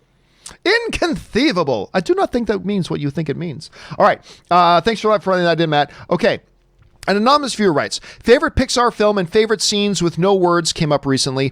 For me, both answers are WALL-E. That first 30 minutes is amazing, tells the story and introduces the characters like no other movie I have ever seen. Listen, the first 30 some odd minutes of WALL-E are brilliant. And I remember there's a good friend of mine who at the time was the senior entertainment writer for Time magazine. I think she's now at the Los Angeles Times. But she and I were talking and she was like, WALL-E is not just a great animated film. She's a lifelong film journalist. She was saying, let me tell you why WALL-E is one of the great science fiction movies. Period. Animated or not. Let me tell you why this is one of the great science fiction movies. And she laid out this great argument. It's like, it just made me appreciate it even more. Of course, for me, I go to that whole sequence in Up as the two kids become a couple, grow up, get married, grow old, and he loses her, which F you. I mean, I'm sorry, you are dead. All films subjective, but you are dead inside. You are dead inside if you are not at least to some degree somewhat getting the sniffles at that. If you're not moved by that moment in that movie, dude, you are just absolutely dead inside. Rob, do you got a particular pick or a film or a story where it's like there's a big sequence with no dialogue? There Will Be Blood, by the way, is another one. The opening to There Will Be Blood, no dialogue. It's just absolutely brilliant. But do you have one that you can think of? With no dialogue? Well, either an opening, an ending, a part of a movie that has a significant chunk where there's no dialogue, but it was really effective. I mean, I go back to the car chase in To Live and Die in L.A. I mean, there's a lot of clanging and stuff, and there's you only hear like John Pankow in the back going, oh, because it's a long sequence, but it's an incredible action sequence, and there's not really any dialogue. Oh, hey, by the way, quick side note. Sorry. Hey, Rob, I think it's on Netflix. There's a documentary on Netflix right now, and I cannot remember the name of it, but it's based on Mr. Cartoon and Esteban. the world's most famous tattoo artist and this photographer who are basically credited with creating Los Angeles culture. Amazing. Wow, I'd watch that. It's amazing. It's absolutely amazing. Like, it's stuff I never knew about. It's just this fascinating thing of stuff that I never even knew about. If you get a chance, do check that out. Okay, we got to keep flying here because we don't have Rob for too much longer. I want to get through as much stuff here as we can. Lee Crow writes. Winks out again. Lee Crow writes, also, favorite man cry movie was asked recently. I've got to go with The End of Rudy. Oh, yeah, man. No movies, but that and Schindler's List made me cry as an adult, and consider the end of Schindler's List to be just a general human cry moment. I mean, Schindler's List, it goes without question. Schindler's List is definitely one. The one I always go back to was a film that was nominated for Best Picture. It's an Italian film by the filmmaker Roberto Benigni, and it's called Life is Beautiful. And the basic premise of Life is Beautiful is in Italy as World War II was erupting. He's a Jewish guy. Him and his family get rounded up and put into a concentration camp. And he's got this young son that he loves. And he to try to protect his son from the horrors of what was happening, he convinces his son that they're all playing a big elaborate game that they're trying to win, and to protect his son from the horrors of what is happening. It is one of the most heartwarming, beautiful, tragic, heart-wrenching, incredible movies I have ever seen. And the ending, again, is much like, I tell this story, Rob, and it sounds like hyperbole, but it is absolutely true. I was in a movie theater in Saskatoon, Saskatchewan, Canada. And there were Hell's Angels in the theater. And when the lights came up, there was nobody who wasn't weeping. I've never been in a situation where I literally look around and everybody's crying. Everybody's crying. It's like one of the most powerful experiences. Rob, you got a particular man cry movie? And then, of course, for me, it's Best of the Best. Best of the Best. But did you have a particular man cry movie that you refer to when somebody asks you about it? Well, the first movie I ever cried in, I don't know what this says about me, was Star Trek II, The Wrath of Khan. And, Star Trek was so important to me as a kid. And when Spock, it wasn't the moment when Spock dies. It was the moment when Kirk was delivering Spock's eulogy and he choked on his words. He said, human. Yeah, of all the souls I've encountered in my travels, his was the most. And that word, and I lost it because, Spock was my friend. And I've been watching him since I was like 5 years old. And when he died, it was just, it was inconceivable. And I couldn't handle it. And then the second movie I cried in was The Color Purple, when Celie's sister comes back from Africa, and they see each other, and she's triumphed over the hideous living situation she was in. And I understand Steven Spielberg was pulling at my heartstrings, and people say he's manipulative and emotionally manipulative. And I'm like, but is that a bad thing? I mean, isn't that what movies are supposed to do? Create emotional experiences. Quincy Jones's score, man, I lost it. By the way, quick side note. I don't know if I ever told you about this. One of my favorite moments ever at a convention. It's going back a bunch of years. It was the Toronto Fan Fest. Toronto has this great festival. It's like their version of Comic-Con called Fan Fest. And this one year, William Shatner and Leonard Nimoy were doing a panel, just the two of them. We're doing an on-stage, hour long, just the two of them. And all they did was sat on stage and talked to each other and told stories. And it was one of the most entertaining panels I had ever been to in my life. And as long as they weren't hosing us, it's the one where it was at that moment, they were talking about that J.J. Abrams has a new Star Trek movie coming. This is how long ago it was. It was before that one. And Leonard Nimoy was, I actually got a call from J.J. about that. And Shatner was, wait, what? J.J. Abrams called you about Star Trek? He goes, yeah. He goes, literally, it was just last week. J.J. Abrams called you about the new Star Trek film. Yeah, I assumed he called you too. You know damn well he hasn't called me. I mean, and just this back and forth, like this old American. It was one of the funniest funniest things, and it just went on like that for an hour. And the funniest moment, I won't do it justice. I will not do it justice at all. But William Shatner is talking about his experience coming into Toronto and being there for FanFest. He goes, you know what? I'm just absolutely useless when it comes to doing the everyday things you need to do just to live. I'm useless at it. He goes, for instance, I realized I packed this one shirt wrong. So I'm in my hotel last night, and just the way William Shatner tells the story, I'm in my hotel room and I'm like, oh, I guess there's an iron here. And I try to pull out this iron and I'm fumbling trying to iron the shirt. And I thought, I'm William Shatner, damn it. So I got on my phone and I told somebody to go buy me a shirt. It was just, it's just the way he told the story was so fun. And it's to this day, it is like one of my favorite convention moments I've ever been to. It was just wonderful. Anyway, I wasted a lot of time telling that story. Well, we've got... Yeah, but I loved hearing it. Good. We still got a ton of questions we got to get through. Okay, so Dark Sith writes, hey, John, it's been a while since I've been able to send a super chat. Hey, no problem. We're just happy you're here as an audience member, man. But I always listen to your show. Thank you for that, dude. My question is, if you can keep only one group of films, would you keep Fox Marvel movies, Sony Marvel movies, or MCU movies? All right, it's a good question because I'll tell you this. Some of the Fox Marvel movies are some of the best comic book movies ever made. Logan, in my estimation, is a top 3. Logan is a top 3 best comic book movie ever made, in my personal estimation. X-Men Days of Future Past is one of the best comic book movies ever made. I love that movie. I love the first 2 X-Men. The first 2, X-Men 1, X-Men 2. X-Men 1 is the reason we have the modern comic book movie age, by the way. It's because of X-Men 1. X-Men 2, I thought, so brilliant. Sony Marvel films. Spider-Man 1 is one of the forefathers, one of the founding fathers of the modern comic book movie movement. Spider-Man 2 was for a long time considered to be maybe the best comic book movie ever, and I would still argue it's still in the top 10.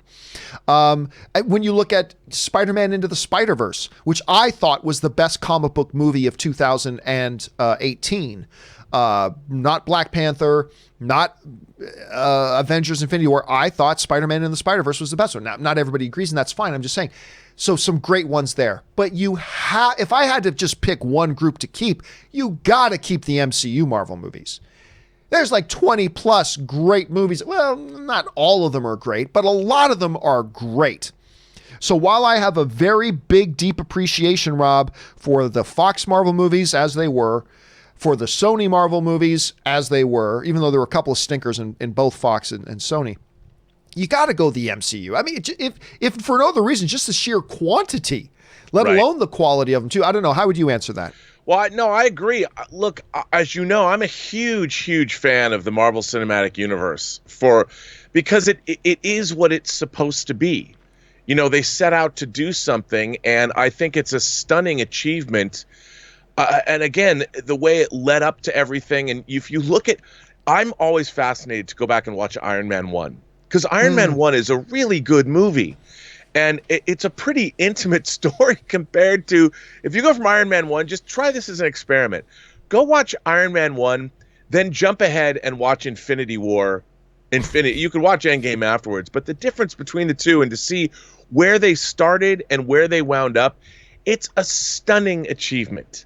And I mean, Iron Man 1 is really the story of one guy. And his battle, ultimately, the battle Iron Man fights at the end is with Obadiah Stane, with one other dude, you know, his former mentor, his former friend turned usurper of his company and his legacy. And it's really quite a small story. And it's about one man getting a conscience and realizing that what he's doing is not good for the world and how he tries to change. I mean, and then you jump ahead to Infinity War and the universe is getting snapped out of existence by Thanos. And it's just like, my God, how incredible. Yep. Yeah, I absolutely agree. You got to go with the MCU on that one. Good question, though. Where I lost, oh my gosh, I lost my spot. That's what she said. I lost my spot. Oh no, what happened here? Oh, okay. I found it again. Sorry, my question list refreshed here. Okay, where are we at here?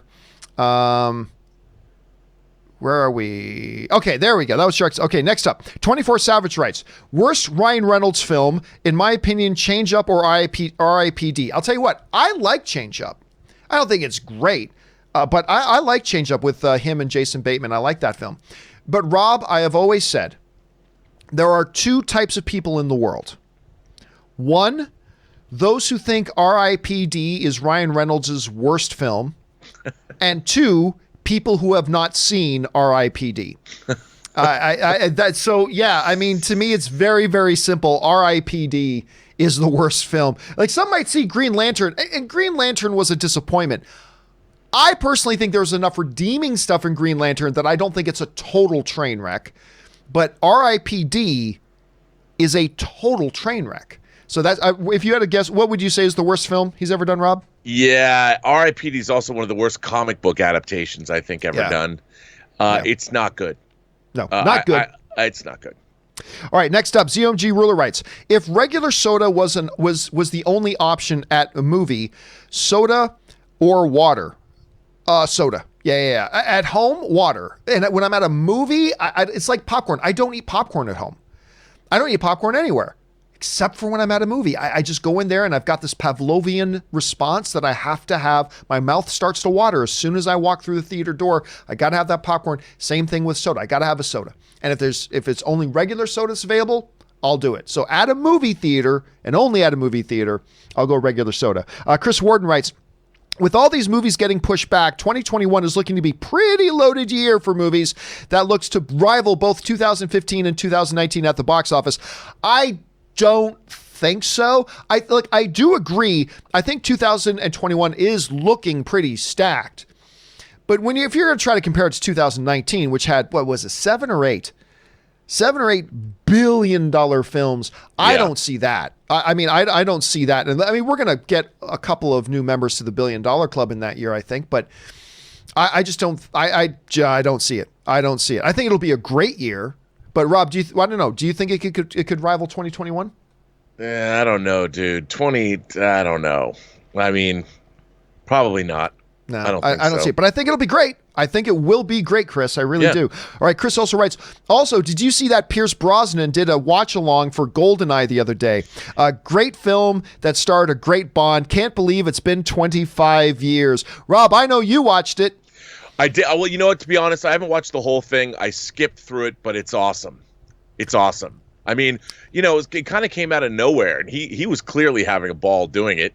And he was, I don't know where he was when he did it, but where he was sitting, it looks like some tropical island. Paradise. Yeah, I'm like, this is so baller. I'd like to believe he's at Ian Fleming's GoldenEye, the estate where he wrote all the Bond novels, and he's just chilling. It's awesome. Hello, it's cool seeing Pierce. I've always been a Pierce Brosnan, all the way back when I was a little kid, and my parents let me stay up late and have TV on, and Remington Steele was on. I love Pierce Brosnan, I really do. All right, the Wakandan Forever writes, hey John, I have a dream match for you. A back alley street fight. Can use anything as a weapon, no rules. Bruce Lee versus GSP. Who's your money on? Well, listen, whenever you're trying to compare athletes of different eras, it's almost always the newest era of athlete, because they are the benefits now of standing on the shoulders of those who came before, learning better training techniques, better nutrition, better habits, better styles, better, all that kind of stuff. They're the modern ones are the beneficiaries of the past generations that learned and developed all that stuff. And now they grow up learning all these things that took everybody else a lifetime to learn. So I would say if you just plucked Bruce Lee out of time and then dropped him in a UFC cage today, he would have a difficult time. I know that sounds sacrilegious to say, but it's true. That being said, if you took GSP, that's George St. Pierre, or any MMA fighter today, brought them back to the era of Bruce Lee and said they only grew up with the training techniques and nutrition and all that kind of stuff that was available at that time, Bruce Lee would kill them. Bruce Lee would absolutely kill them. There's no doubt. It's easy in a split second. And I would say if you took Bruce Lee and put him in the modern context, but that he got to grow up in the modern context, be the beneficiary of all the modern stuff and the understanding the training techniques and blah, blah, blah, Bruce Lee probably kills him. But if you're just going to pluck Bruce Lee from his era, drop him in a cage all of a sudden with any elite MMA fighter today, I know it's unpopular to say, but the modern MMA fighter would 8 times out of 10 win. Now, if you're saying anything can be used as a weapon, then I don't know how you put your money against Bruce Lee in that, because Bruce Lee could pick up anything and turn it into a weapon that'll kill you. So I don't know. It's a good question, dude. All right. Wakanda Forever also writes, Earth 2 John is a great way to do the countdown. Yeah, Rob, you missed it. But yesterday what I did was, in lieu of the 4-minute break, what I would do is, because a lot of people send in questions in advance for the next day's show. So what I did was the other day was I answered about 10 minutes. I can't remember. I answered about 10 minutes worth of questions in advance and pre-recorded that. And then instead of doing the 4-minute countdown clock break, I played the video, the pre-recorded video of me answering the first set of questions while I took a break, went and refilled my drink and everything. So I thought it was a nice use of time, but I heard mixed things back. I heard some people say that they really, really liked it and prefer it over the countdown clock. I heard some people say they didn't like it. So if you guys have an opinion about that, please send in a message to me and let me know your thoughts. Email me at john@thejohncampeashow.com. Email me at john@thejohncampeashow.com and let me know what you think. Do you prefer the 4-minute countdown clock, or do you prefer using that break time to get a jump on the first few questions that get sent in by me pre-recording something? You let me know and we'll do whatever you guys think works best. All right, next up. The Wakanda Forever also writes, I've seen the Star Wars films and The Mandalorian. As a regular person new to Star Wars, what are your recommendations for what to watch next? There's not much else. There's the movie. I mean, the only other 2 things really, if you don't want to go back to droids and the Ewoks, were the Ewoks, blah, blah, blah, blah, blah, blah, forest, moon. That's all I can remember. Not counting that stuff, you've got Clone Wars and you've got Rebels. I am the wrong person to ask because I'm not a Clone Wars fan. Just saying. But I do like Rebels. So my recommendation would be Rebels. But Rob, am I missing something? Is there something else? If somebody's already watched the Star Wars movies and they've watched Mandalorian, is there anything really else that you can recommend? Well, no. I mean, it's you could go back to animation. There's the original Clone Wars series, and there's the new Clone Wars series, and there's Resistance and Rebels. But there's Resistance. That's right. If you like Star Wars, there's other science fiction franchises to look at. I would say go watch Star Trek. That's not a bad recommendation. If you're really into that sci-fi kind of stuff, and you want something that approaches sci-fi a little differently than the way Star Wars does, definitely give Star Trek a shot. I mean, the reason I got into Star Trek was because I like Star Wars so much. It's like, so there's other sci-fi show, and it's a very different property. Yeah. But it's great. So yeah, good recommendation. All right. Wakanda Forever also writes, what's your favorite WWE gimmick match? Mine, that's easy. Mine is, there it is. Undertaker versus Mankind, Hell in a Cell match. Thanks for the answer and recommendations. Have a nice day. Rob, I don't know. I know you're not a big wrestling guy, but I know a bunch of non-wrestling people have seen. Have you ever seen the footage of Undertaker versus Mankind in the Hell in the Cell match? Have you ever seen it? No, John, I can't say that I have. Okay, here's the thing. I am going to watch it with you. Even if we have to do it virtually over Zoom or something, I'm going to watch this with you. I'm in. Count me in. But I'm not going to tell you what's in it, and it's still not going to prepare you. All right? Okay. So Undertaker and Mick Foley, who had several different personas. Mick Foley had the Mankind. He had Dude Love was one of his...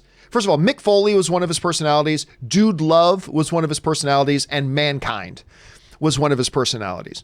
And so Mankind and Undertaker had a Hell in a Cell match. This giant cage cell put over the ring, right? And they had to battle it out. And at one point, I could not believe it. The two of them get outside of the cage and climb. It is the most stunning moment in the history of wrestling. They climb up to the top of this 20-foot high steel cage and start fighting on the roof of the cage, because they also have the cage going across the roof. And they're fighting on top of this 20-foot tall cage. And then You know, they do some things in wrestling where they act like they're about to do something, but you know they're not going to do it because that would kill somebody. They make it look like Undertaker is about to throw Mankind off the cage down to the concrete floor. And you're like, well, they're not going to do that. They did it. He took Undertaker took Mankind, threw him off the cage, and he fell for like what felt like an eternity of just, you know, like Princess Buttercup falling from the roof at the end of Princess Bride, landing in Under the Giant's Arms. That's how long it felt. It felt like he just fell and fell and fell and fell, eventually crashing through the announcer's table at the thing down. And when the cameras got in close to him on the ground and his body is broken and whatever, you're like, what the hell is that on his nose? You realized one of his teeth actually punctured up through his lip into his nose. Dude. Oh. And one of his teeth were, but that's not where it ended. Oh my God. That's not where it ended. So that was supposed to be the end of it, right? And you hear Undertaker tell the story of that match afterwards. It's insane. But so they bring out the stretcher. They put Mick Foley on a stretcher and they're like, okay, dude, wow, that was crazy that you did that. And they're taking him back on the stretcher, right? This is what makes Mick Foley legendary. So he's like, screw this. I'm not done. Mick Foley gets off the stretcher, pushes the medical people aside. And meanwhile, Undertaker is trying to stay in character, right? Because he's standing on top of the cage like Undertaker. But really he's like, Mick, what the F are you doing? He's like amazed. Mick Foley runs back to the cage and starts climbing up the cage again. And they start fighting on the roof again. Now, earlier in the match, Mick Foley, because it was a no rules match, right?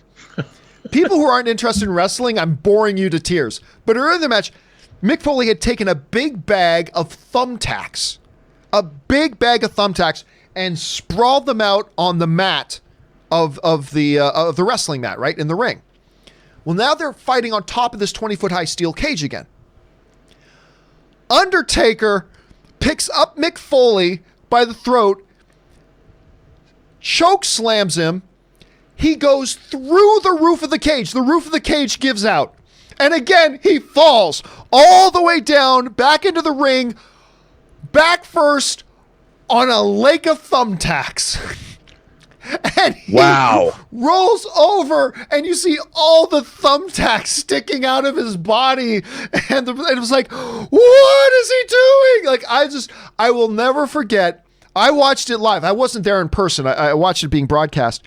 I watched it live, and I remember going, the extent people will go to entertain us, the extent some people will go to, and Robin is one of the, and everything I just said, I'm telling you right now, it doesn't prepare you for actually seeing it. It doesn't prepare you for seeing it. You're going to watch it and you're going to go, oh my God. It's just, it is the craziest thing I've ever seen in wrestling, dude. And now you can go look it up. Go look on YouTube, Undertaker, Mankind, Hell in a Cell. And you'll find it, and it is the nuttiest stuff. I will. And that became the moment when, like, well, Mick Foley is going to be employed by the WWE forever, for life, because of what he just did for that company. I mean, it is sick. So I'm sorry I've wasted so much time talking about this. Let's get back to taking some questions. I'm way behind here. Robin, I know we've keeping you over time, but if you'll indulge me, Rod, just a few more questions here. Dan Ketchum writes, I wish .fart was really a domain name. I wouldn't be surprised if it was somewhere. If you can get, Gus's beer belly and swill .fart. Well, I'm sure somewhere, somehow you can get a .fart domain name. An anonymous viewer writes in, greetings, John. My top 5 guilty pleasure films are 2019's Hellboy. You know what? I'm glad you liked it. I wish I did, but I'm glad you did. Van Helsing with Hugh Jackman. First Alien vs. Predator. Both Clash and Wrath of the Titans movies. And both of Bay's Teenage Mutant Ninja Turtle movies. You know what? I like the first one. I thought the first one was actually quite good. And yeah, it's filthy, but I get some enjoyment. Are you able to sit through any of these? I can sit through Helsing. I can sit through the Titans movies. I don't think they're good, but I can sit through them. But personally, I actually quite enjoyed that first teenage. I was shocked. I thought it would be garbage, but I actually kind of personally like that. Are any of these movies you can sit through, Rob? Sure. No, I mean, dude, Van Helsing, I have to tell you, I really wanted to love Van Helsing. It was just unbearable. I couldn't. There's no verisimilitude. It's too bad because on top of having Hugh Jackman, you also had Underworld girl, Kate Beckinsale. Kate Beckinsale. Oh, Kate Beckinsale. I know. Like, and even that couldn't help it. And even that couldn't help it. I mean, it really was too bad. But it's a perfect example of a guilty pleasure movie. All right, 50 Shades of Geeks writes, The Wakandan Forever made me realize something about myself. My first comic book I ever read was Amazing Fantasy 15. First superhero costume I ever had, Spider-Man at age 7. First comic book movie I ever saw in theaters was Spider-Man 3. Obviously, I love Spider-Man. Yeah, so Wakanda Forever wrote in the other day and asked me what was like my first comic book costume, which wasn't until I was like an adult when I wore the Mr. Fantastic or Mr. Incredible costume. And my first comic book movie I saw in theaters was Tim Burton's Batman film. And the first comic book I ever read, I couldn't tell you the issue number or anything, but it was an issue where Hulk and Wolverine fought. Rob, if I were to put it to you, first comic book movie you read, first comic book costume you wore, and first comic book movie you saw in theaters. Just quickly. The first comic book movie I read? Well, the first comic book movie you saw in theaters. The first comic book movie I saw in theaters was actually the 1966 Batman theatrical feature with Adam West and Burt Ward. With the bat shark repellent? With the bat shark repellent. That was the first movie that I ever saw. The first comic book I remember reading was a Justice League of America comic. And then what was the last question? First superhero costume you wore. That was, you know what? It was a Cornelius costume from Planet of the Apes. Oh, wow, really? One of those ones where you had the plastic mask on, and then, right. And it was actually pretty cool because it didn't say Planet of the Apes on it. It actually had like the apes writing that they actually had on the costumes that they. I know Cornelius wasn't a superhero, but I loved Planet of the Apes, and I never wore a superhero costume, but it was that I have a picture of me somewhere. My mom took it. I was probably 6. But the mask was one of those plastic ones with the elastic, but it had real, like, fuzzy hair on it. Right. It was awesome. All right, next one up. Frank Pajensky writes, is it not time to think about what happens if the movie theaters will never reopen? Here in Germany, it looks like this could really happen. No. Listen, I understand what things look like right now, but we've been in this situation for about a month or something. The theaters will reopen. They will reopen. Just like football will be back, and basketball will be back, and restaurants will be back, and all that kind of stuff. And again, I made this point the other day, Rob. I don't think you were here for it, but I said, look, honestly, I'm going to be a little apprehensive about getting back out there whenever it's time to do it. Sure.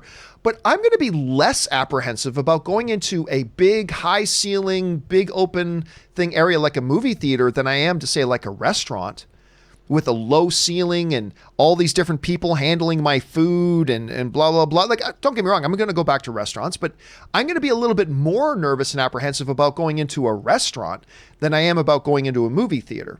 So they'll be back. The when is the question. The when is the question. To me, it's not a question of if. But anyway, Rob, what do you think about that?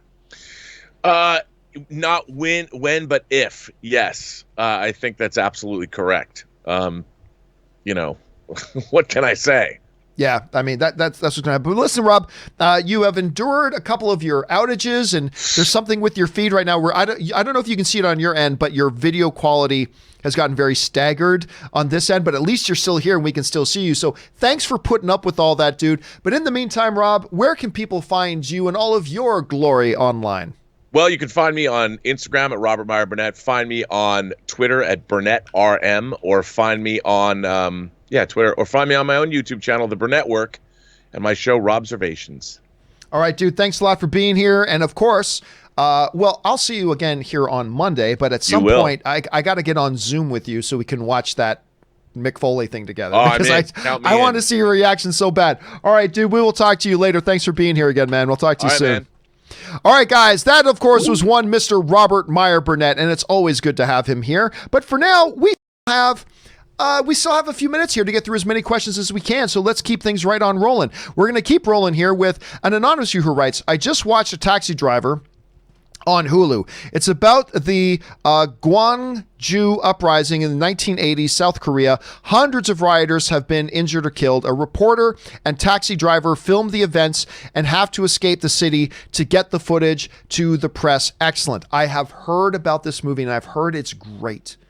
I know almost nothing about it. As long as it's the one I'm thinking about. God, I hope it's the one I'm thinking about. But I know almost nothing about it. I have just heard, anonymous viewer, that it's actually really wonderful. And I've heard that from a couple of people. Again, if I'm thinking of the right thing, and I think that I am. So yeah, I've heard great things, and that one's on my radar as well. So here's hope, and I'm going to keep my eyes open for it. Thanks for that. All right, Star Wars Rocks writes, Hi, John. Darth Maul won his fight with Ahsoka. Don't care. I appreciate you writing me, but I don't care. All right, Tyler Yeats writes, hey, John and Rob, if you could build a starting 5 superhero team with any of the superheroes from any of the universes, Marvel, DC, etc., who would make up your team? Happy Friday. Well, any team like that would have to start with Superman. I mean, Superman. After that, it just becomes academic. It just becomes academic after that. Superman. He is the granddaddy of all superheroes.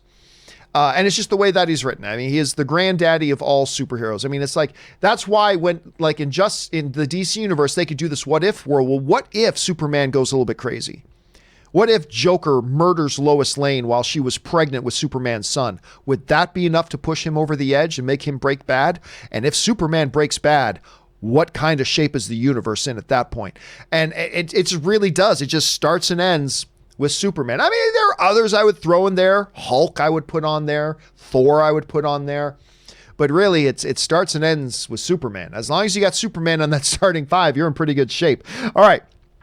Cody Carroll writes, B&B theaters to start selling curbside popcorn to help pay for their employees' health benefits. Do you think other movie companies will follow? I mean, it depends on if they're in the position that they can even do something like that. And by the way, that is a great symbolic gesture. That is a wonderful symbolic gesture. But let's be honest. How many people are actually going to be ordering curbside popcorn pickup? Oops, my camera just went out, so I'll have to bring up my other camera. Give me one quick second, guys, as I bring up my other camera. I'll bring up this screen right now. Not that screen. I will bring up this screen right now. Give me 1 second as I get my other camera up and running here.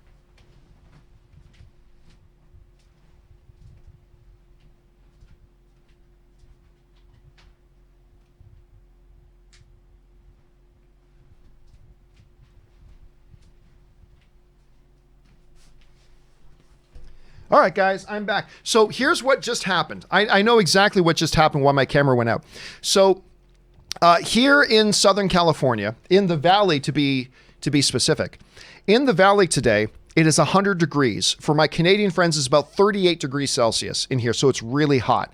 And I should have had the air conditioner on in here, which I don't, because I don't like the sound to be bad when I do the show for you guys. I want to make sure the sound and the video is as good as possible for you guys.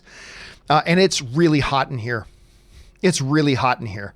And when it gets this hot and the camera has been on for a couple of hours, the camera can overheat. And so that's what just happened. That's why the one camera just went out. And I'm not going to be surprised if the other camera goes out here pretty soon. So let's keep on flying through these questions, shall we? With the rest of them. All right, the next one up comes to us from, so Cody Carroll, back to your question there. The thing is, not every movie theater is in a position that they can do that. And honestly, how many people are actually ordering curbside pickup popcorn? I know I would be interested in that, but I'm psychotic that way. I just don't know. So it's a really nice symbolic gesture on the part of it, but I just don't know that a lot of theaters would be in the position to do that. But it's a cool sounding idea. I know some others have done that as well. Special K writes, Have you seen that John Cena will be playing Paul Jansen in the movie adaptation of the Jansen Directive?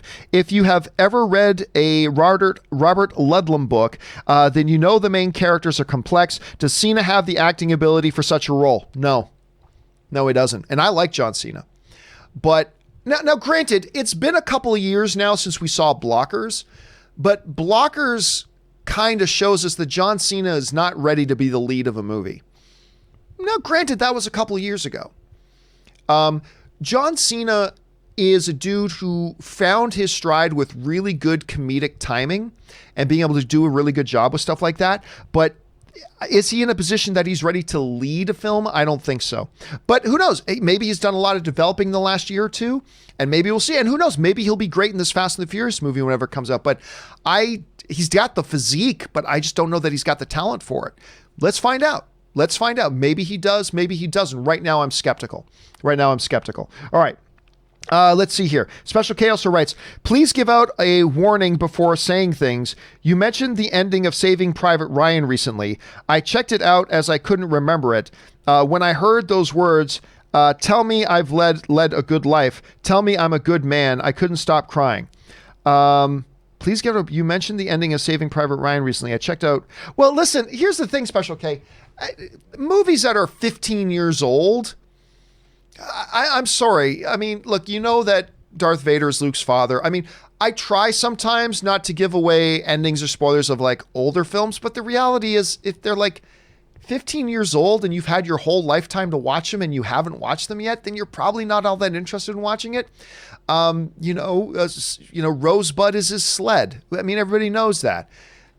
Sixth Sense, he's been a ghost the whole time. Everybody knows that. I mean, so no, listen, I try to be very careful with spoiler stuff about modern movies, but I'm not going to tiptoe around too much. Although sometimes I will, but for the most part, I'm not going to tiptoe around movies that are like a decade old. And whatever. So I can't think in those terms. We, at some point with movies, we as a film community have to be able to just openly talk about it, right? At some point, when it comes to movies, we as a film fan community have to just be able to openly talk about them. And, you have a lot of an opportunity to watch something. And if you don't watch something, well, that's kind of on you. So I gotta be careful about that.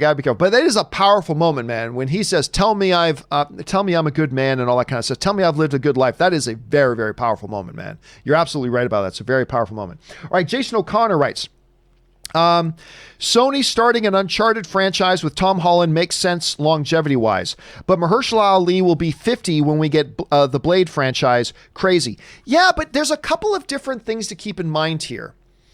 Number one, we don't know what the long-term plans that theirs is for Blade. I really don't suspect Blade as a franchise they're going to carry on for 10 years. I just don't see that. Not in the thing that they're in. Also, a lot of Blade stuff is going to be CGI, whereas in Uncharted, I really don't think it is. So I see them as two very, very different things. Blade is yet another character in an already existing, much larger cinematic universe. And I don't expect them to have 10-year plans for it. Uncharted with Drake, that is the lead character in their own standalone franchise. With that, you got to think about the longevity. I would suggest you have to think about the longevity in that one. So, yeah, I see them as being two different situations. And I think you probably do too. All right. Next up, Jason O'Connor also writes, big fan, just a heads up. You are... I have no idea what any of that's about. All right. Jerry from the Block writes, Taskmaster Relentless. What is this saying? Sorry, I'm having a problem reading.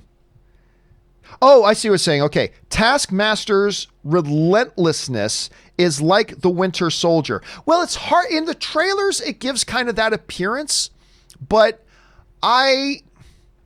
it's hard to say when we haven't seen the movie. Like, all we've seen is a couple of quick glimpses. So I don't know if there's going to be any comparison to the Winter Soldier or if it'll be just like that, right? We got to see the movie first to really kind of form that, Jerry. All right, Jesse writes, some of my guilty pleasure movies, Fantastic Four, Rise of the Silver Surfer, Scooby-Doo 2, Monsters Unleashed, Homefront 2013, and Transformers 3, Dark of the Moon. And you know what? Those are all perfect examples. I guess I can take the headphones off now. Those are all perfect examples of what a true guilty pleasure movie is. That's what a guilty pleasure movie is. Like sometimes people would say, oh yeah, I've got a guilty pleasure movie, Titanic. It's like Titanic won 11 Academy Awards and is like a box office champion forever. What are you talking about? That's a good example, Jesse, of what true guilty pleasure movies are. And you wear those with pride, man. I got my guilty pleasure movies. Wear them with pride, dude. All right, Kyle Ginder writes, if Extraction isn't received well, does this further prove how much Chris Hemsworth needs the MCU because his track record of films hasn't been stellar? I disagree. He's done some really good movies, especially like, what's the one he did? The one Ron Howard film he did with, it's Rush. The one he did with Ron Howard. He was tremendous in Rush.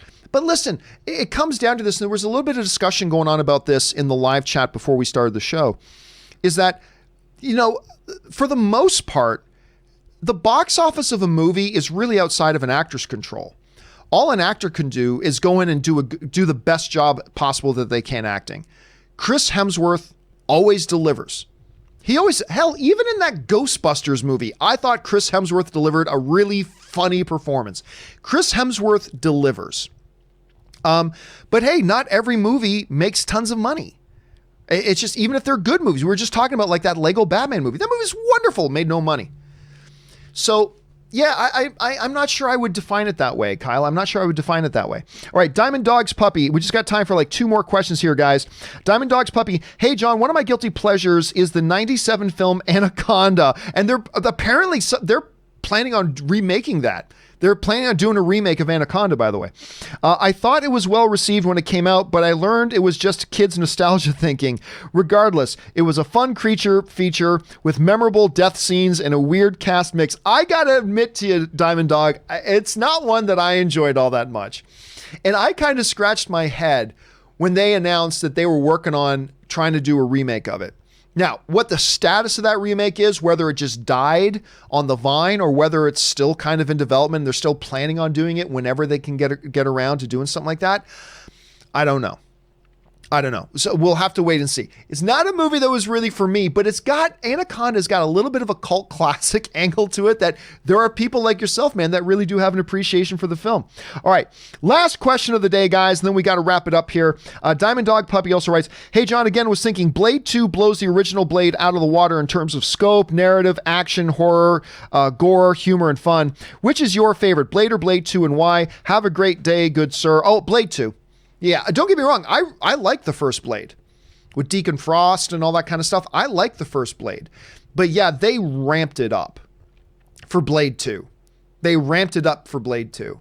And it was just kind of just like what you said. It just took everything that was good about Blade and bumped it up a couple of notches and then kind of got away from the things that really didn't work in the first Blade movie. And they just kind of ignored those things and focused on what the strengths of it were.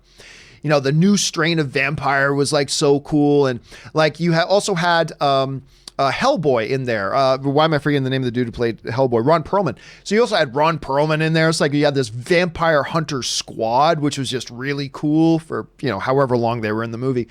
But yeah, I thought they just ramped it up and I thought it was a lot of fun. So I prefer Blade 2, even though I really like the first Blade. All right, listen, guys, there's still more questions there. There's Mello, Anthony Lucolano, Russell Amador, and a whole bunch of others. So what I'm going to do is, guys, tomorrow when I do a open mic, we're going to start off the open mic by getting caught up on these questions first, and then we'll roll into the new questions on open mic tomorrow. So you sent in those questions. They're going to be answered properly in a show. Just make sure you join us for open mic tomorrow. All right, guys. With being down to one camera, that'll do it for today's installment of the John Campea Show. Thank you guys so much for being here.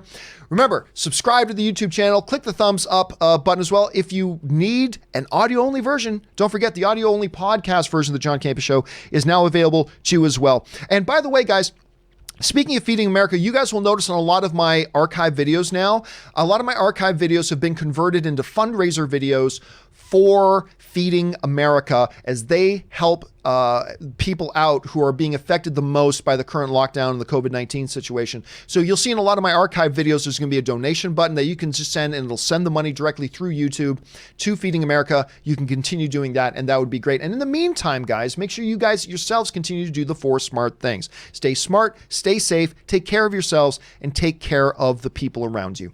All right, guys, that will do it for me for today. Thanks a lot for being here, even with all the technical glitches that we had. We'll be back again tomorrow with Open Mic. That'll do it for me for now. My name is John Campea, and until next time, guys,